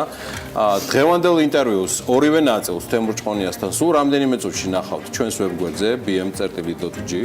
ცხადია, ბევრი საინტერესო ამბავი და მისი ბიზნეს გეგმები იქნება ტირაჟირებული როგორც Forbes-ზე, ასევე BMG-ზეც. მოკლედ უყურეთ საქმიან დილას. მადლობა ბატონ შემოგვიყვანს. აბა ეგ როგორ გამოგჩა ეს რჩება ანუ ინფრასტრუქტურა ვითარდება ბრენდები შემოდის და საქონელი რჩება ესე იგი მე გავსი ჩართული ვარ ეხლა ჩვენში ნევროდეფერში ვარ ესე იგი გავსი არაფერი მინახია 20 წელიწადია დავდივარ უფრო ნაკლები მაგრამ მაინც უფრო ბევრს ეხლა ბოლოს თბილისი ბათუმი მიმართულებით ტრასები ხო ავაშენებთ ავტობანები გზები ხო დავაგეთ ასფალტი მე ესეთი ჯიში ძროხები საქართველოში რო არ მინახია ქუჩაში დგანა და გაზეთს ჭამენ უამრავი ეს საცდები მე მიდიან სახში წელია გაზეთი და რძე შანსი არ არის ხო რა გამოვიდეს ეს ტურისტები მიდიან ინდოეთში არა ეს ძროხა დგაშო ავტობანი ჩამოვიდა ჩინეთი ინვესტიციები გეგმები მთავრობის ხდომები და გავაკეთეთ ავტობანი ძროხა დგას ქუჩაში ორი კიდე კარგი სხვა რაღაცებსაც აკეთებენ ხანდიხან და იქ ქუჩაში ხდება ცხოვრება ყველაფერი ქუჩაში და ეს ესეთი მიხეული გზები და თუ ვინმე მოდის მთავრობა, მაშინ არის ძროხების დაბმა. და ეს ძროხები გვერდზე ბალახია და ასვალზია. და მაინც გაზეთს ჩავს. მაინც გაზეთს ჩავს. ეს გაზეთის თემა, ეს გაზეთის ძროხების თემა არ მოისწო საქართველოში. ეს არის რა, რო იძახიან ტურიზმის განვითარება, ეს არის ერთ-ერთი ხანდახან ეს იუმორით არის თქვა ნათქვამი, მაგრამ მართლა სერიოზული თემაა, უსერიოზულესი.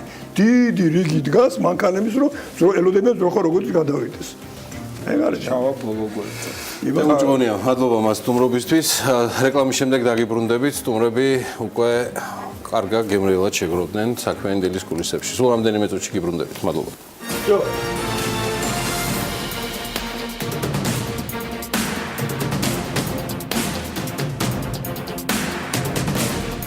სპორტი ზოგ შემთხვევაში შემოსავლიანი სფეროა, კარგი ბიზნესი კლუბების მფლობელებისთვის, ტურიზმის გასავითარებლად და ასე შემდეგ. მაგრამ ეს ყველაფერი საქართველოსთვის ჯერ მხოლოდ პერსპექტივაა და თანაც ჩორეული პერსპექტივა. ჩვენ მაინც არ ვნებდებით და ზაზა აბაშიძესთან ერთად სპორტულ თემას ისევ რიცხვებში ვითვლით და გამარჯობა ზაზა, ამჯერად რა მოგვიმზადე საქმიანი დილისთვის. სალამი შოთა მიუსამოდიალე მაყურებლებს. ვიდრე სპორტული სამყარო ისვენებს და ათლეტები მომავალი სეზონის სტარტისთვის ემზადებიან, გადავწყვიტეთ 2017 წლის ყველაზე მაღალანაზღაურებადი სპორტსმენების ათეული გაგაცნოთ. სანამ კონკრეტულ მაგალითებზე გადავალთ, გეტყვით, რომ Forbes-ის მონაცემების მიხედვით 10 ყველაზე მაღალანაზღაურებადი ათლეტიდან 63 ამერიკელია, ხოლო 32 მათგანი კალათბურთელი. გასული 12 თვის განმავლობაში მათმა ჯამურმა შემოსავლმა $3.1 მილიარდ მეტი შეადგინა, საიდანაც მესამედი რეკლამებიდან და სხვადასხვა კომერციული გარიგებებიდან შემოსული თანხა იყო. მას ასე ათეულს ბრიტანელი ავტომობილელი ლუის ჰამილტონი ხსნის, ფორმულა 1-ში მოასპარეზე რეისერმა გასულ სეზონში $46 მილიონი გამოიმუშავა. მეცხრე და მერვე ადგილს NBA-ის ვარსკვლავები ჯეიმს ჰარდენი $46.6 მილიონი და სტეფ კარი $47.3 მილიონი იკავებენ. მიმდინარე ზაფხულში ორივე კალათბურთელი საკუთარ კლუბთან ახალ, უფრო სარფიან კონტრაქტს გააფორმებდა და სავარაუდოდ შემდეგი წლის ჩამონათვალში მათ ზედა პოზიციებზე ვიხილავთ. მეშვიდე ადგილზე გაერთიანებული სამეფოს კიდევ ერთი წარმომადგენელი გოლფის მოთამაშე რორი მაკილროია. ჩრდილო ირლანდიელმა სპორტსმენმა გასულ სეზონში $40 მილიონი გამოიმუშავა, საიდანაც 34 მილიონი კომერციული გარიგებებიდან მიღებული თანხა იყო. ამდენივე 50 მილიონი მიიღო ამერიკული ფეხბურთის ვარსკვლავმა ენდრიუ ლაკიმ, თუმცა მან თანხის უდიდესი ნაწილი სპორტული კომპონენტიდან გამოიმუშავა, რითიც მე-6 ადგილი დაიკავა. ხუთეულში კი კიდევ ერთი ქართველი ზაზაფაჩულიას გუნდელით კევინ დიურანტით იწყება, მან ჩემპიონობასთან ერთად უკანასკნელ სეზონში $60 მილიონი მიიღო. აი, სიის შემდეგი წევრი კი პრაქტიკულად სასწაულის მომხდენი არის. სპორტული აქტივობიდან მან მხოლოდ $6 მილიონი მიიღო, თუმცა სარეკლამო ნაწილში ეს თანხა გაათმაგა და 58 მილიონი გამოიმუშავა. მოკლედ მე-4 ადგილი ლეგენდარულმა შვეიცარიელმა ჩოგბურთელმა როჯერ ფედერერმა დაიკავა 64 მილიონიანი მოგებით. მესამე ადგილოსაც ბევრი წარდგენა არ ჭირდება, ვინაიდან მისი სახელი და გვარი ლეო მესია, ბარსელონას არგენტინელმა ფორვარდმა საკუთარი შრომისთვის 2017 წლის სეზონში $80 მილიონი მიიღო.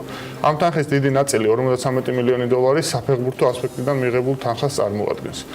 მეორე ადგილი გულშემატკივრებისთვის მეფე ლებრონად წოდებულმა ლებრონ ჯეიმსმა დაიკავა, მან შარშანდელთან შედარებით ჩამონათვალში ერთი საფეხურით მაღლა აიწია და ადგილი ლეო მესის გაუცვალა. მისი წლიური შემოსავალი $86.2 მილიონი იყო, რაც 9 მილიონით აღემატება 2016 წლის ანალოგიურ მონაცემს. პირველი ადგილოსანის გამოცნობა ალბათ უკვე არავის გაგიჭირდებოდა, თვინაიდან სიას პორტუგალიელი კრისტიანო რონალდო აკლია. შესაბამისად გასული წლის გამარჯვებულიც ის გახდა. მადრიდის რეალის ლიდერმა 2016-2017 წლის სეზონში $93 მილიონი გამოიმუშავა, რაც მისი შარშანდელი შემოსავალს $5 მილიონი აღემატება. კრისტიანო რონალდო უკვე 2 წელია, რაც ამ სიის ლიდერია. იქამდე კი პირველობას ამერიკელი ბოქსიორი ფლოიდ მეივეიზერი იკავებდა. დღეისთვის სულ ეს იყო, ახლა კი შეგვიძლია ჩვენთვის უფრო საინტერესო და მნიშვნელოვანი საკითხზე რაგბიზე გადავიდეთ, თუ წინააღმდეგები არ იქნებით. არანაირად პირიქით. ამ რიცხვებთან მიასაახლებლად რაგბისტებსაც უსურვებ ძალიან ბევრ შრომას და ბევრ წარმატებას, თუმცა ვნახოთ დღეს რა სიტუაციაა. გოჩა სვანიძეს რაგბის კავშირის პრეზიდენტს მასპინძლობ საქმიანი დილაში. მოგესალმებით ბატონ გოჩა. დიდი მადლობა პატივია თქვენი მასპინძლობა ბატონ გოჩა, ურმესი მადლობა მოგზაურობისთვის. სათავეში არ ვიცი რამდენად ახლო მომავალში შეძლებენ ქართული რაგბისტები მოხვედრას, მაგრამ დღეს წადვართ და დღეს მე-11-ზე ვართ ჩვენ. ეს კარგი მონაცემია უდაოდ. თან წინ მივდივართ მუდმივად. რა თქმა უნდა. ხო, მაგრამ გუშინდელმა საღამომ ეხლა ცოტა გადაუხვევ. კიდევ ერთხელ ააფეთქა სოციალური ქსელი, არა მხოლოდ შედეგით, ბატონ გოჩა, დარწმუნებული ვარ, თქვენს მიადევნებდით და ფედერაციის თქვენი სხვა თანამშრომლების თვალყურს კიდევ ერთ თემას, რომ ამდენად სწორია ფეხბურთში ესეთი თანხების ჩადება, რას ვიღებთ შედეგს, სად არის რაგბი და სად არის ფეხბურთი, ზაზარას ფიქრობ კი, და ამ ნაწილში კითხვები სწორედ დაისვა, რამდენად სწორი არის სახელმწიფოს ბიუჯეტიდან გამოყოფილი ფული და პრიორიტეტები, რომელიც ამ შემთხვევაში ფეხბურთზე როგორც ცნობილია, მეტი იხარჯება, ხოლო რაგბიზე ნაკლები, შესაბამისად ამ ნაწილზე შეგვიძლია დავიწყოთ საუბარი. სახელმწიფოს მხრიდან რამდენად თვლით, რომ საკმარისია და ხო არ დადგა ის მომენტი, როდესაც რაგბის, ასე ვთქვათ, დიაპაზონი გაიზარდა და უკვე მეტია საჭირო იმისთვის, რომ ქართულმა რაგბმა კიდევ უფრო აქტიურად და ფართოდ წარმოადგინოს თავისი თავი. გისმენთ.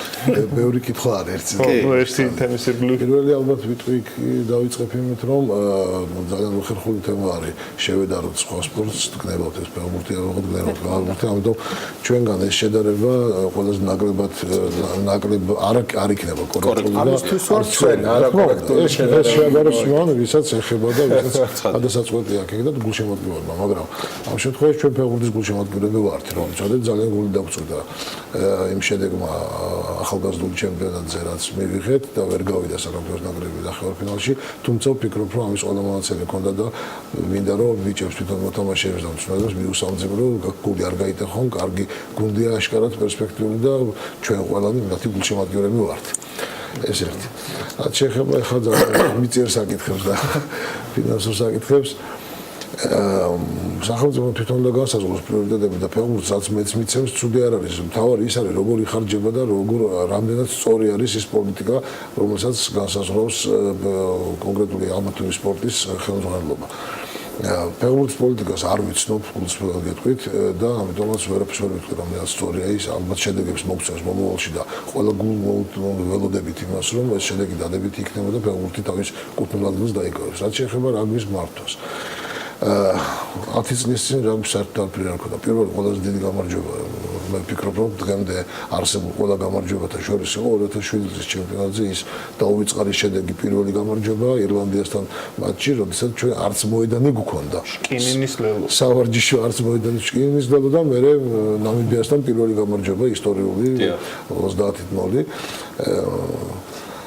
მოედანი არ ქონდა ჩვენ. გუნდს არ ქონდა ეროვნულ ნაკრებს მოსამზადებელი მოედანი. ეს იყო რაღაცა 10 წლის. ეს იყო 10 წლის წინ, არც მეტი არც ნაკლები რა და იმის მერე რაც გვაქვს დღეს, ახლა იმასთან შედარებით ჩვენ ვარ დღეს მეფეები და ბუნებრივია რომ აქ საძუწუნო არაფერი გვაქვს, მაგრამ რა გვინდა რომ გქონდეს ამაზე ვისაუბროთ. ამ 10 წლის განმავლობაში იცით თქვენ პირველი ვის გამოიხედა რაგბისკენ სახელმწიფოსთან ერთად სხვა შორის არ დაუკარგავდნენ არც ერთ ხელისუფლებას იმასაც გააკეთეს, იმიტომ რომ პირველი დაფინანსება ოფიციალური ბიუჯეტიდან წამოვიდა სახელმწიფოდან 2008 წლიდან რაგბის მხარდაჭერი პროგრამის და პარალელურად იყო ქართული. რა თქმა უნდა, პარალელურად იყო ქართული, რომელმაც დაიწყო პირდაპირ, რაც ყველაზე მნიშვნელოვანი იყო ჩვენთვის ფულთან ერთად, რა თქმა უნდა, მაგრამ განსაკუთრებით ის გადაწყვეტილება, რომ დაწყებულიყო სტადიონების მშენებლობა და აი მივიღეთ ჩვენ შევარდენის ბაზა, ჩვენ მაშინ პრივატზებით ვიყიდეთ, ფული დაგვიჯდა და დიდი ხნის განმავლობაში ასე რა ქვია, ბანკის კრედიტს ვიხდიდით და მე სახელმწიფო მეორე ბაზა უკვე პრაქტიკულად ერთლარად გვაჩუქა, ასე თქვის, მოხდა ერთლარად, ეს არის ამჭალის კომპლექსი და ორივე ბაზაზე ქართულ გააკეთა, ის რაც გააკეთა და თქვენ იცით ახლა ამ ჩემპიონატისთვის ამჭალა გადამწყვეტი არის მსგავსი ამ თოში კერძო სექტორიდან წამოსული აქტივობები რაგბის განვითარებისთვის. თქვენ აღნიშნეთ, რომ ფეხბურთის შეიძლება სტრუქტურას არის, მაგრამ რაგბის შემთხვევაში ეს რამდენად გადამწყვეტ როლს თამაშობს? მე ვფიქრობ, რომ ეს ყველა სპორტში არის გადამწყვეტი და რატომ გეტყვით რა? კიდევ მინდა ხაზი გაუსვა, არ მინდა სულ ამას ვამბობ და ალბათ რაღაც გარკვეულ სტატუსსაც მივცემ ქართულს, რომელიც იქნება მუდმივი სტატუსი და არ დაგჭირდება ყოველდღიური ჯერზე გამეორება და რაღაც მომაბეზრებელ თემაში გადასვლა. თუმცა ჩვენ ეს არ მოგვიბეზრდება, იმიტომ რომ არ შეიძლება უმადური იყო სასწაული მოახდინა ქართულ ჩვენთვის და ბიზნესმენებისთვის, მაგრამ ძალიან ის მშრალი პრაგმატული განცდით ვიტყვი, რომ მე 1 მილიარდიან სპონსორს მირჩევნია 1000 მილიონიანი სპონსორი. და კიდევ უფრო პატარა 10,000 გქნებავთ 1000-იანი სპონსორი რა. ანუ საუბარი არის მასობრიობაზე. სპორტში ჩართულობა არის ყველაზე მნიშვნელოვანი და არა ის ერთი ადამიანი რამდენ ფულს ჩადებს. ხო, იმ ერთ ადამიანს თავისი ადგილი აქვს და მიიღებს და აქვს კიდევაც და მომავალშიც ექნება ეს მუდმივად, მაგრამ ჩვენ გვჭირდება მასა. ჩვენ გვჭირდება არასწორი მიდგომა არის, მე ვფიქრობ, ქართველების მხრიდან ჩვენ დღეს გვინდა ყველაფერი ხო მე უსმენდი ბატონ თავმჯდომარეას დიდ პატივს მას როგორც ბიზნესმენს ძალიან პროგრესული ადამიანია და ვფიქრობ რომ მომავალ თაობებისთვის ის არის მაგალითია კარგი რა. კარგად ესმის აბსოლუტურად მისი ცხოვრებაც აჩვენებს იმას როგორ კარგად არის წამოვალული ყველაფერი. მასობრიობის გარეშე არაფერი არ გამოვა. ჩვენ ქართველებს გვინდა მარჟა გვაქვს ყველაზე დიდი მოგების საქართველოში მე მგონი მოგები თქვენ ჩემზე კარგად ისეთ რა. ხო, ანუ ბიზნესს რო იწყებს ქართველი ის გეგმა აქვს რომ დღეს უნდა გააკეთოს ძალიან მაგარი კაბინეტი, ხვალ უნდა აიშენოს აგარაკი და ზეგ არ ვიცი, ალბათ შეიხის თვითმფრინავით უნდა ეფრინოს. დაახლოებით ეს გეგმა აქვს. და მუშაობის პროცესი ფიქრობს არა იმ პროცესზე, რაც უნდა კონკრეტულად ამ ბიზნესს ჭირდება და გულს კი აღებს, არამედ იმ მოსალოდნელ შედეგზე და უკვე იქიდან იწყებს ხარჯოს წინასწარ. ეს არის ჩვენი პრინციპში აი სანამ კერძო სექტორზე ვსაუბრობ და ამაც ეს კითხავსა, საინტერესოა ამ შემთხვევაში არა მარტო სანაკლებო, არამედ საკლუბო რაგბის ნაწილში ეს თანამშრომლობა. ჩვენ ხედავთ რომ რაღაც ამ მიმართულებით ზოგადად კერძო სექტორის სიმრავლე ასე თუ ისე ნელ-ნელა შეიმჩნევა, უფრო და უფრო ინტერესით უძლებიან რაგბის. აი საკლუბო ნაწილში რა ხდება, არის თუ არა რაღაც სიახლეები, ან თუნდაც აი ამ ნაწილში დღეს კლუბების ყველაზე მეტად უჭირს. ნაკრები მეტნაკლებად დაფინანსებულია სახელმწიფოსგან, ჩვენ როდესაც გასულ წელს ვითხოვეთ ბიუჯეტში თანხის დამატება, ეს იყო სწორედ იმიტომ, რომ საკლუბო რაგბს დავხმარებოდით გარკვეული პერიოდით და ჩვენ წელს კიდევ უფრო სრულყოფილ გეგმას წარმოადგენთ იმედი გვაქვს. ეს სწორი სქემა საერთოდ კლუბებისათვის ეს გეტყვით ამას. მოცულობა რა არის ახლა ამ სახელმწიფოს კონტრიბუციის 7 მილიონი ნახევარი იყო ცოტა არა 12 მილიონამდე იყო და პლუს ქართულ დაახლოებით 2 მილიონამდე დახმარებით, რომელიც სახელმწიფოს მეშვეობით მოდის. და აგრეთვე TBC ხო, რომელიც სპონსორებიც აქვს, არა, სპონსორები მარტო TBC არ არის, TBC გენერალური სპონსორია, კიდევ პლუს სპონსორები. VTB იყო და ბევრი კონტრიბუტორი. მე მაინც მინდა რომ აი ამ სქემაზე კლუბებს გეტყვით რა, როდესაც ფულს ჩუქნი, ეს არის გადაყრილი ფული. ახლა ვეგეონებით, აბსოლუტურად. მაგრამ როდესაც ფულს აბანდება, ანუ კონტრიბუციას აკეთებ გარკვეულ გეგმაში და ამ გეგმის ერთ-ერთი თამდები, ერთ-ერთი კი არა, უამრავი თამდები მომენტები ახლავს, აი მეღალითისთვის კლუბებს პირველი რეკომენდაციას ვაძლევთ და ვეხმარებით, რომ თავიანთი ნიშანი დაარეგისტრირონ. იმიტომ რომ ბაზარზე, მიუხედავად იმისა, რომ ჯერჯერობით ძალიან დიდი მასშტაბი არ აქვს მიღებული, მაგრამ უკვე შეიმჩნევა არაკეთილ სიდისეები ვაჭრობა, იგივე ბორჯღალის ნიშნიანი სხვადასხვა ატრიბუტიკით, რომელსაც ვიღაც ჩვენთვის გაურკვეველი წარმოებები უშვებენ და სხვა შორის დავიწყეთ ჩვენ შარშან პირველი ნაბიჯები გადავდგით და მაინც პოლიციის აქტივობაც არ იყო. ჩვენ მიმართეთ პოლიციას იმ წესით რა პროცესითაც გამოვავლინეთ და წარუდგინეთ მასალები, მაგრამ არც ერთი ადმინისტრაციული აქტი ჩვენთვის არ გადმოუწიათ, რომ გაერთხილებინათ ვიღაცა. არ ვუშვებს ამას მივხედავთ მე ჩვენ ნებდება. მეორესთვის ეს კლუბებისთვის ფულის არჩუქება ხო არ არის мотиваცია, რომ მათ თავად იზრუნონ კერძო სექტორთან ერთობის გამყარებას. არა, კლუბებს უნდა ეხმაროს სახელმწიფო ეხლა. და ჩვენ გვაქვს კონკრეტული გეგმა, რომელიც იცის სახელმწიფომ და კიდევ უფრო კარგად დაუხატავთ ამას ძალიან მალე, რომ რატო უნდა დაეხმარონ მანამ სანამ ისინი გავლენ იმ რელსებზე, სადაც რასაც ქვია. პირველი ყველაზე დიდი ხელშემშლელი ფაქტორი საქართველოში არ არის საშუალო ფენა. არ არის და ამიტომაც ის მასა, რასაც ჩვენ ველოდებოდით, რომელსაც მიმართავთ, რომ კი არ მომწე ფული და კი არ გადაიხადო რაგბში ფული, არამედ ჩადე რაგბში, ჩაერთე რაგბში, შენ ნაწილში. ნუ მოგცემ ფულს ბატონო, შეიძლება მოგვიტანო რაღაცა მაისური, შეიძლება რაღაცა დაინახო, რომ სადღაც ღობი არის დაზიანებული და ბეტონი ჩაასხავ თქვა, ხო? ანუ შენად იგრძენი ეს და იყავი შენ ამის მონაწილე. იგივე ამას მატჩის წინა თუ მატჩის შემდგომი მესამე ტაიმები თუ ნულოვანი ტაიმები, რასაც ქვია ამას, ეს ერთ-ერთი ნიშანია იმისი და ერთ-ერთი შემადგენელი ნაწილი ამ ურთიერთობის, იმიტომ რომ რაგბი ურთიერთობაა. თამაში არის ამ დიდი ურთიერთობის ერთ-ერთი. მაინც ზაზას იმ კითხვის კლუბებთან დაკავშირებით იმ ნაწილს უბრუნდები, იმიტომ რომ ისე კლუბებმა უნდა გაყიდონ თავიანთი ატრიბუტები. ხო და კერძო სექტორი სად არის? აქტიურობს საერთოდ ანუ ჩვენ ასე. იცით როგორ აქტიურობს? კლუბებზე მე ვიცი კლუბებზე ვსაუბრობ, აქტიურობს მეგობრულ დონეზე, რომ იცი აი მოდი მე შენ აი ხა ამას მოგცემ, არ გამომაჩინო არ მინდა რა. რატო არ უნდა გამომაჩინო? მე პირიქით მინდა რომ თქვა რომ აი ამ კლუბს ყავს 25 სპონსორი, არა აქვს მნიშვნელობა ისინი ბევრს დებენ თანხას თუ მცირეს დებენ რა. ხო დებენ და ხო ჩართულებია. ჩვენთვისაც კიდევ უფრო რა რობინ ჰუდიზმი არის თუ რა ეს ნაციონალებიდან დაიწყო ხოთი შორის და ეს დღემდე მოდის ესეთი როდესაც გეტყვით რა როდესაც ფულის ჩადების თემა სპორტში იყო ცენტრალიზებულად უნდა ყოფილიყო შეთანხმებული წინააღმდეგ შემთხვევაში შენ თუ ამას არ გააკეთებდი ეს კი ბევრი გათხოვნა და რატო დებ და აქეთ მოდი აქ შეათანხმე ჩვენთან დაახლოებით ასეთი მიდგომა იყო და ვისაც ჰქონდა ამის საშუალება მას პირდაპირ გეუბნებით ეშინოდა კიდევაც რომ რაღაცა გარკვეული თანხები ჩაედო იმიტომ რომ არ მინდა რა შარი თქვენ ჭირიმე ეს ლაპარაკი იყო მაგრამ ეხლა გძელდება არა ეხლა გძელდება ეხლა დაიძინა მე მგონი ბიზნესმა საქართველოში მთელ საქართველოს ძინავს და ბიზნესმა დაიძინა საუჯეს ამიტომ ეხლა არის როგორი თემა იცით რომ აი არა მაქვს საშუალება უნდა რომ ჩადოს მაგრამ არა მაქვს საშუალება ან მე ჯიბიდან ვერ ჩავდებ რა საწარმოს ხარჯზე რომ ჩავდო კიდე შეიძლება მაგრამ ჯიბიდან ვერ ჩავდებ ეხლა გეტყვით მეორეს კლუბს რომელსაც ყავს და დაყავდეს რა მაგრამ გენერალური სპონსორი თქვა ხო და რომელსაც ვიცი ჩვენ რომ სასპონსორო შეთანხმება იგივე სარეკლამო შეთანხმებაა ანუ იბეგრება ამ წესით ჩვეულებრივად და კი ბატონო დაიწერს ეს ხო არა მაქვს იმ ხელა თანხა მე ბიზნესში ვარ ვიღაცა და 3000 მინდა რომ მივცე კლუბს არა მაქვს იმის თანხა მე რომ დავაწერინა და უთხრა კლუბს მაგრამ მაინც მინდა რომ ჩავდო ხო მაშინ უნდა ამოვიღო და ჯიბიდან ჩავდო საწარმოებად ვერ ვდებ იმიტომ რომ მე ამას ხარჯი არ გამიტარებს გამიგეთ აქედან გამომდინარე მე უკვე ჯიბეს ვაკლებდა და მაინც არც ისეთი მდიდარი ვარ იმ ტყუილ არ ვთქვი მე საშუალო ფენაზე რა რაღაცაც არა გვაქვს ჩვენ საშუალო ფენა მასიური არა ვარ ისეთი მდიდარი რომ მე ჯიბიდან ეს ხარჯი გამიგეთ და თუ სახელმწიფო არ წამახალისებს და რაღაც გარკვეულ რეგულაციებში არ მოვექცევი მე რომ აი ეს ჩემი ესე ვთქვათ კეთილშობილური ნაბიჯი არ იქნება ორჯერ უფრო დიდი ტვირთი ჩემთვის მაშინ რა თქმა უნდა მე ამას გავაკეთებ ანუ მიღმა იმისა რომ საკლუბო დონეზე ბიზნესს ძინავს ბატონ გოჩას იტყვის თუ დავესესხებით და ფაქტია ესე ან არჩანან და რაღაც რობინ ჰუდიზმი ეხლა ზაზად ციტირებას გავაკეთებ კიდე გვაქვს ის ამბავი რომ კანონმდებლობაც ხელს არ გვიწყობს ამ ნაწილში ადამიანს არა და ამ მიმართულებითაც მე იმედი მაქვს რომ ჩვენ ვთხოვეთ სპეციალისტებს გარკვეული დასაბუთებები გარკვეული არ არის მაგით დიდი პრობლემა მე ვფიქრობ რომ ამას შეთავაზებთ კონკრეტულ მოდელს არ ველოდებით რომ ჩვენ ვიღაცამ ჩვენს მაგივრად იფიქროს ჩვენ მუშაობთ ჩვენ ნაფიქრალს და გააზრებულს და გათვლილს მოვიტანთ დავდებთ და ამის მერე მივიღებთ უკვე ინგრედიენტებს არა და თუნდაც აი საკლუბო ნაწილი რო ავიღოთ ხო რა გვინდენად პოპულარულობს ხა მე შეიძლება რაც არის ჩემს სირგლივ არსებული დასკვნით ვიყო მაგრამ ხედავ რომ ეროვნულ ლიგაზეც დაიწყო ხალხმა აქტიურად სიარული ასევე დაინტერესდა შესაბამისად ხა ეს ხალხი რო დაინტერესდა ხადია ამ ხალხის უკან კერძო სექტორიც არის ხო ყველა სფეროს იზიდავს და ეს ხო არ არის რაც ერთი განყენებული შესაბამისად რაც ბიუროკრატიული ასე ვთქვათ პირდაპირ უკვე სისულელეები რატო უნდა არსებობდეს, ოდესაც ამ ხელა პოტენციალი არის მარტო ბიუროკრატიული სისულელეები.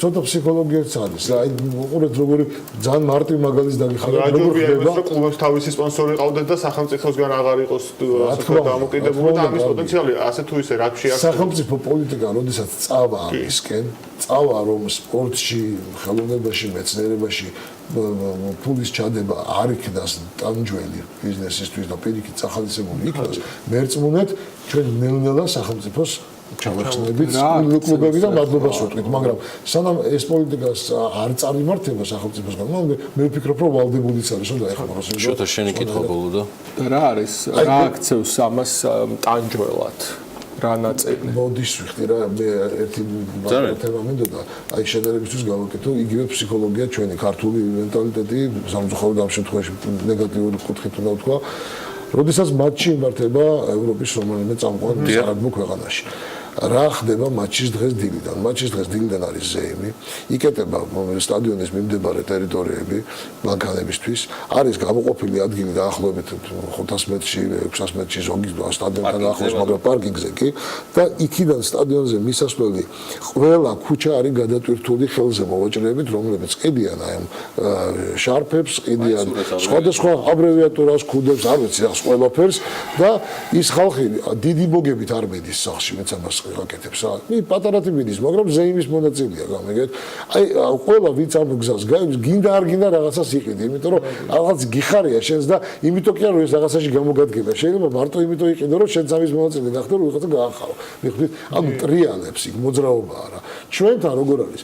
თამაში იწყება ეროვნული ნაკრების თამაშებს საუბრობ. აი 20-დელების თუნდაც ხო? და მეორე ტაიმში იხსება სტადიონი. მოდის ხალხი, როდის რომ იციან თუმცა ქუჩები გადაგიეს მოძრაობა შეზღუდულია. არ არის ჩვენ არ ვთავაზობთ მაყურებელს შოუს. ეს არის ყველაზე დიდი ნაკლები. მადლობა რაგბი TV-ს, რომელიც ახლა გამოჩნდა უკვე იცით თქვენ სივრცეში, ნელ-ნელა ალბათ ეს ტელევიზია დაიკოკება. ყველაფერს გავაკეთებთ იმისთვის, რომ ეს ტელევიზია გახდეს მართლაც სპორტული არხი, ჩვენი არ არის ეს. მას თავისი მესაკუთრე ყავს, მაგრამ ჩვენ შეთანხმებით მოქმედებთ, იმიტომ რომ ეს არის ჩვენი ერთ-ერთი სტრატეგიული პარტნიორი. მე ვფიქრობ, რომ მისი დახმარებით ჩვენ შევძლებთ, რომ გაისად სტადიონებზე იყოს გაყიდული ბილეთები თუნდაც ერთლარად. რატომ? იმიტომ რომ ბუქთა არაფერი არ არის კარგი. ის გულშემატკივარი მზად არის იმისთვის, რომ რაგბში ფული ჩადოს, ლარი რო ჩადოს თითოეულმა, ეს ფული უკვე მასაში შემოვა რა. ამიტომ ამას მიზანმიმართულ სწორ სახეს მივცემთ, გულშემატკივარს მარტო ფულს არ გამოვართვეთ, მას სხვა სადახაობას შევთავაზებთ და აი ესე ნელ-ნელა ნაბიჯ-ნაბიჯ ალბათ წავიწყებთ. მე მგონია რომ არა მაგრამ მანამდე სახელმწიფო უნდა გვედგას. რა თქმა უნდა, მაგრამ მგონი არა მარტო გულშემატკივარი ბიზნესიც ნელ-ნელა ჩადებს ფულს, იმიტომ რომ გულშემატკივარია ბიზნესიც. ბიზნესის გულშემატკივარია ამ შემთხვევაში. ოღონდ უფრო შეიძლება უფრო დიდი. რაგბის კავშირის პრეზიდენტი გოჩა სვაინძე სტუმრობდა საქმიან დილაში. მისი დილაც საქმიანი იყო და რაგბი კიდე არა მხოლოდ ჩვენი თამაშია, ჩვენი თემაა და ჩვენი სული და გულია და ყოველთვის ამ თემას გავყვებით და აუცილებლად მივადევნებთ თვალყურს მასთან ერთად და ჩვენ სხვა რესპონდენტებთან ერთად. ჩვენ ახლა რეკლამაზე უნდა გავიდეთ. იქამდე უნდა ჩვენს მაყურებელს შევთავაზოთ ერთი სიუჟეტი. მადლობა გოჩას და ბატონ გოჩას და ზაზას სტუმრობისათვის. და კიდევ ერთი რეპორტაჟი, რომელიც თათია ჩაფიჩაძე მოამზადა ევროკავშირის მხარდაჭერით კიდევ ერთი ახალი პროექტი სამოქალაქო საზოგადოებამ მცირე და საშუალო ბიზნესის და ევროკავშირთან თავისუფალი ვაჭრობის მხარდასაჭერად პრეზენტაცია გაიმართა. პროექტს კონრად ადენაუერის ფონდი და მისი პარტნიორი ორგანიზაციები, ეკონომიკური პოლიტიკის კვლევის ცენტრი და ასოციაცია ათინა ახორციელებენ. კონკრეტულად რას ითვალისწინებს ეს პროექტი და ვინ იქნებიან მისი ბენეფიციარები, ამას უკვე რეპორტაჟში ვნახავთ. სამოქალაქო საზოგადოება მცირე და საშუალო ბიზნესის და ევროკავშირთან თავისუფალი ვაჭრობის მხარდასაჭერად. ამ სახელწოდებით საქართველოში ევროკავშირის კიდევ ერთი ახალი პროექტი დაიწყო.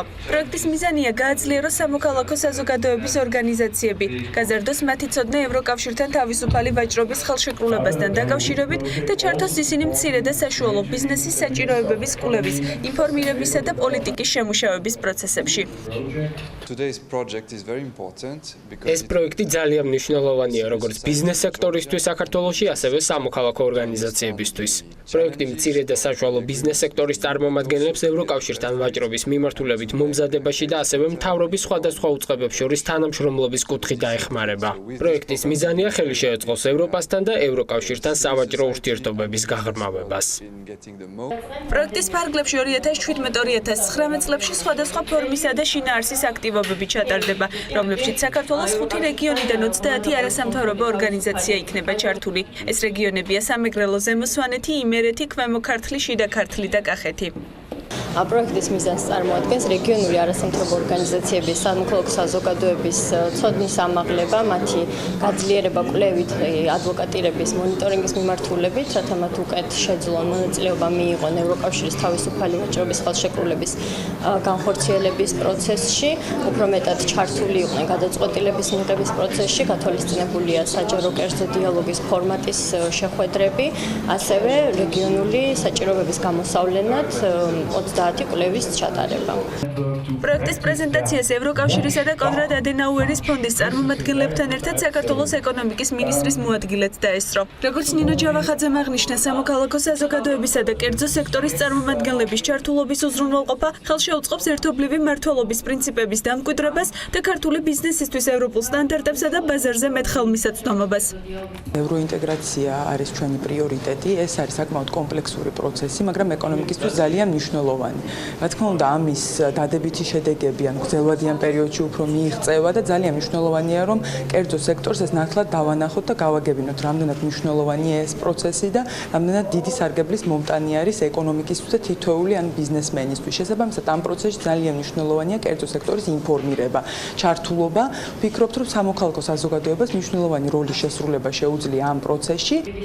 ევროკავშირთან თავისუფალი ვაჭრობის ხელშეკრულების შესახებ ინფორმაცია მცირე და საშუალო ბიზნესის მინიმუმ 2000 წარმომადგენელს მიეწოდება. განსაკუთრებული ყურადღება ისეთი სამიზნე ჯგუფების ეკონომიკური ინტეგრაციას დაეთმობა, როგორებიც არიან იძულებით გადაადგილებული პირები, საქართველოში დაბრუნებული ემიგრანტები, ქალები და ახალგაზრდა მეწარმეები.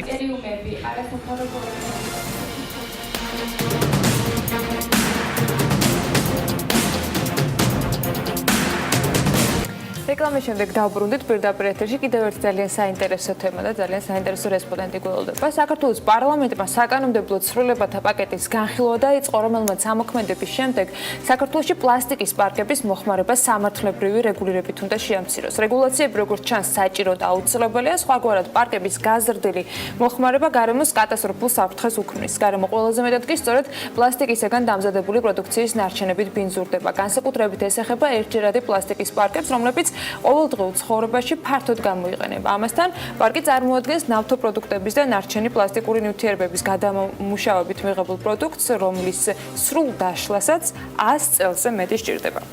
2014 წლის მონაცემით საქართველოში ერთი მოქალაქე საშუალოდ წელიწადში 525 ერთჯერად პლასტიკის პარკს მოიხმარს, ხოლო მაგალითად ირლანდიაში აღნიშნული საშუალო მაჩვენებელი არის 14 პლასტიკის პარკი, დანიასა და ფინეთში კი მხოლოდ 4. მოკლედ, ვითარება საკმაოდ ძიმეა და როგორ უნდა გაუმკლავდეთ პრობლემას, როგორ აპირებს სამინისტრო პარკების მოხმარების შემცირებას, ამაზე ვისაუბრებთ ჩვენ სტუმართან. ეკატერინა გრიგალავა, გარემოს დაცვის მინისტრის მოადგილე.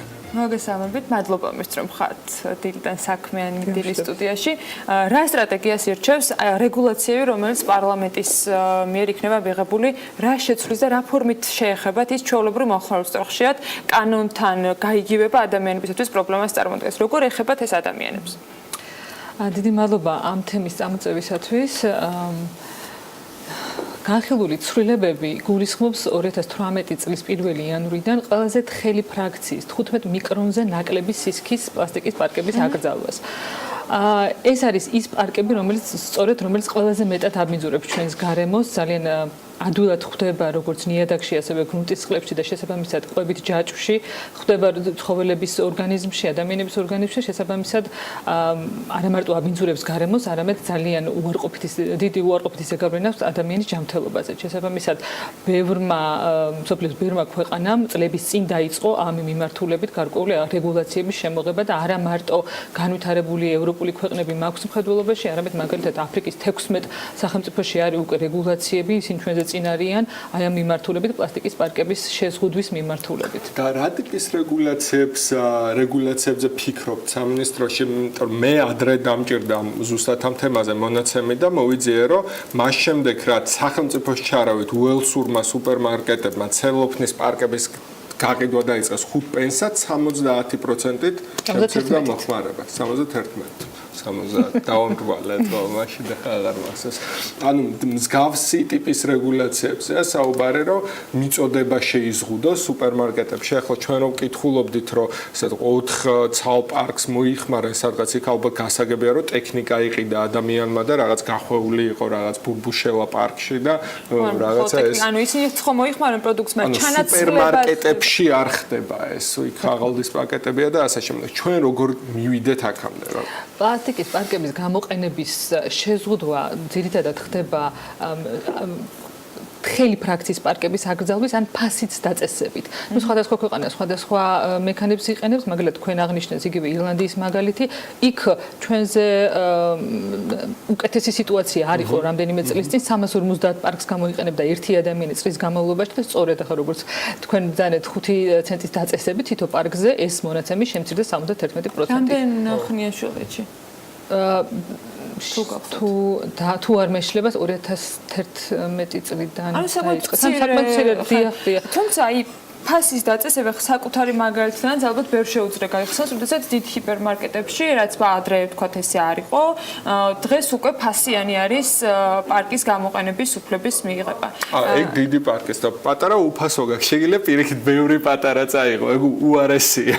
რეალურად ან ყველანაირი მსგავსი ფასი, ხო, მაგრამ შენ გიცვლის დიდი პარკის აღებისას რაღაცა ფასის. მე ხო გეკითხებიან, რომ აი პარკიც გინდათ და თუ ეტყვი რომ არ მინდა, მოგცემ 5 ცალ პარკს პატარას და იმით გაგატარეთ. დიახ, სწორედ მაგაშია საქმე. ამიტომაც ჩვენ ფასის დაწესების მიმართულებით ნაკლებად ვფიქრობთ, ჩვენ უფრო ვფიქრობთ და მუშაობთ, დაწყებული გვაქვს მუშაობა ტექნიკური რეგლამენტის შესაქმნელად, რომელიც ზუსტად განსაზღვრავს რა ტიპის პლასტიკის პარკები და ასევე რა ტიპის ბიოდეგრადირებადი პარკები უნდა იყოს დაშვებული ქვეყანაში. იმიტომ რომ მაგალითად საქართველოში არის საწარმოები, არიან ორგანიზაციები, რომლებიც ამბობენ უკვე რამდენიმე წელია მას შემდეგ, რაც ეს თემა წამოიწია და ამაზე ფიქრი და ლაპარაკი საჯარო მსჯელობის საგანი გახდა, რომ ისინი იყენებენ ან აწარმოებენ ბიოდეგრადირებად პარკებს, მაგრამ არა, სამწუხაროდ საქართველოში წარმოებული ეგრეთ წოდებული ბიოდეგრადირებადი პარკი არის ოქსოდეგრადირებადი პარკი. ანუ ეს არის პარკი, რომელიც უბრალოდ იშლება მიკროფრაგმენტებად. შესაბამისად, უფრო ადვილად ხდება ნიადაგშიც, წყალშიც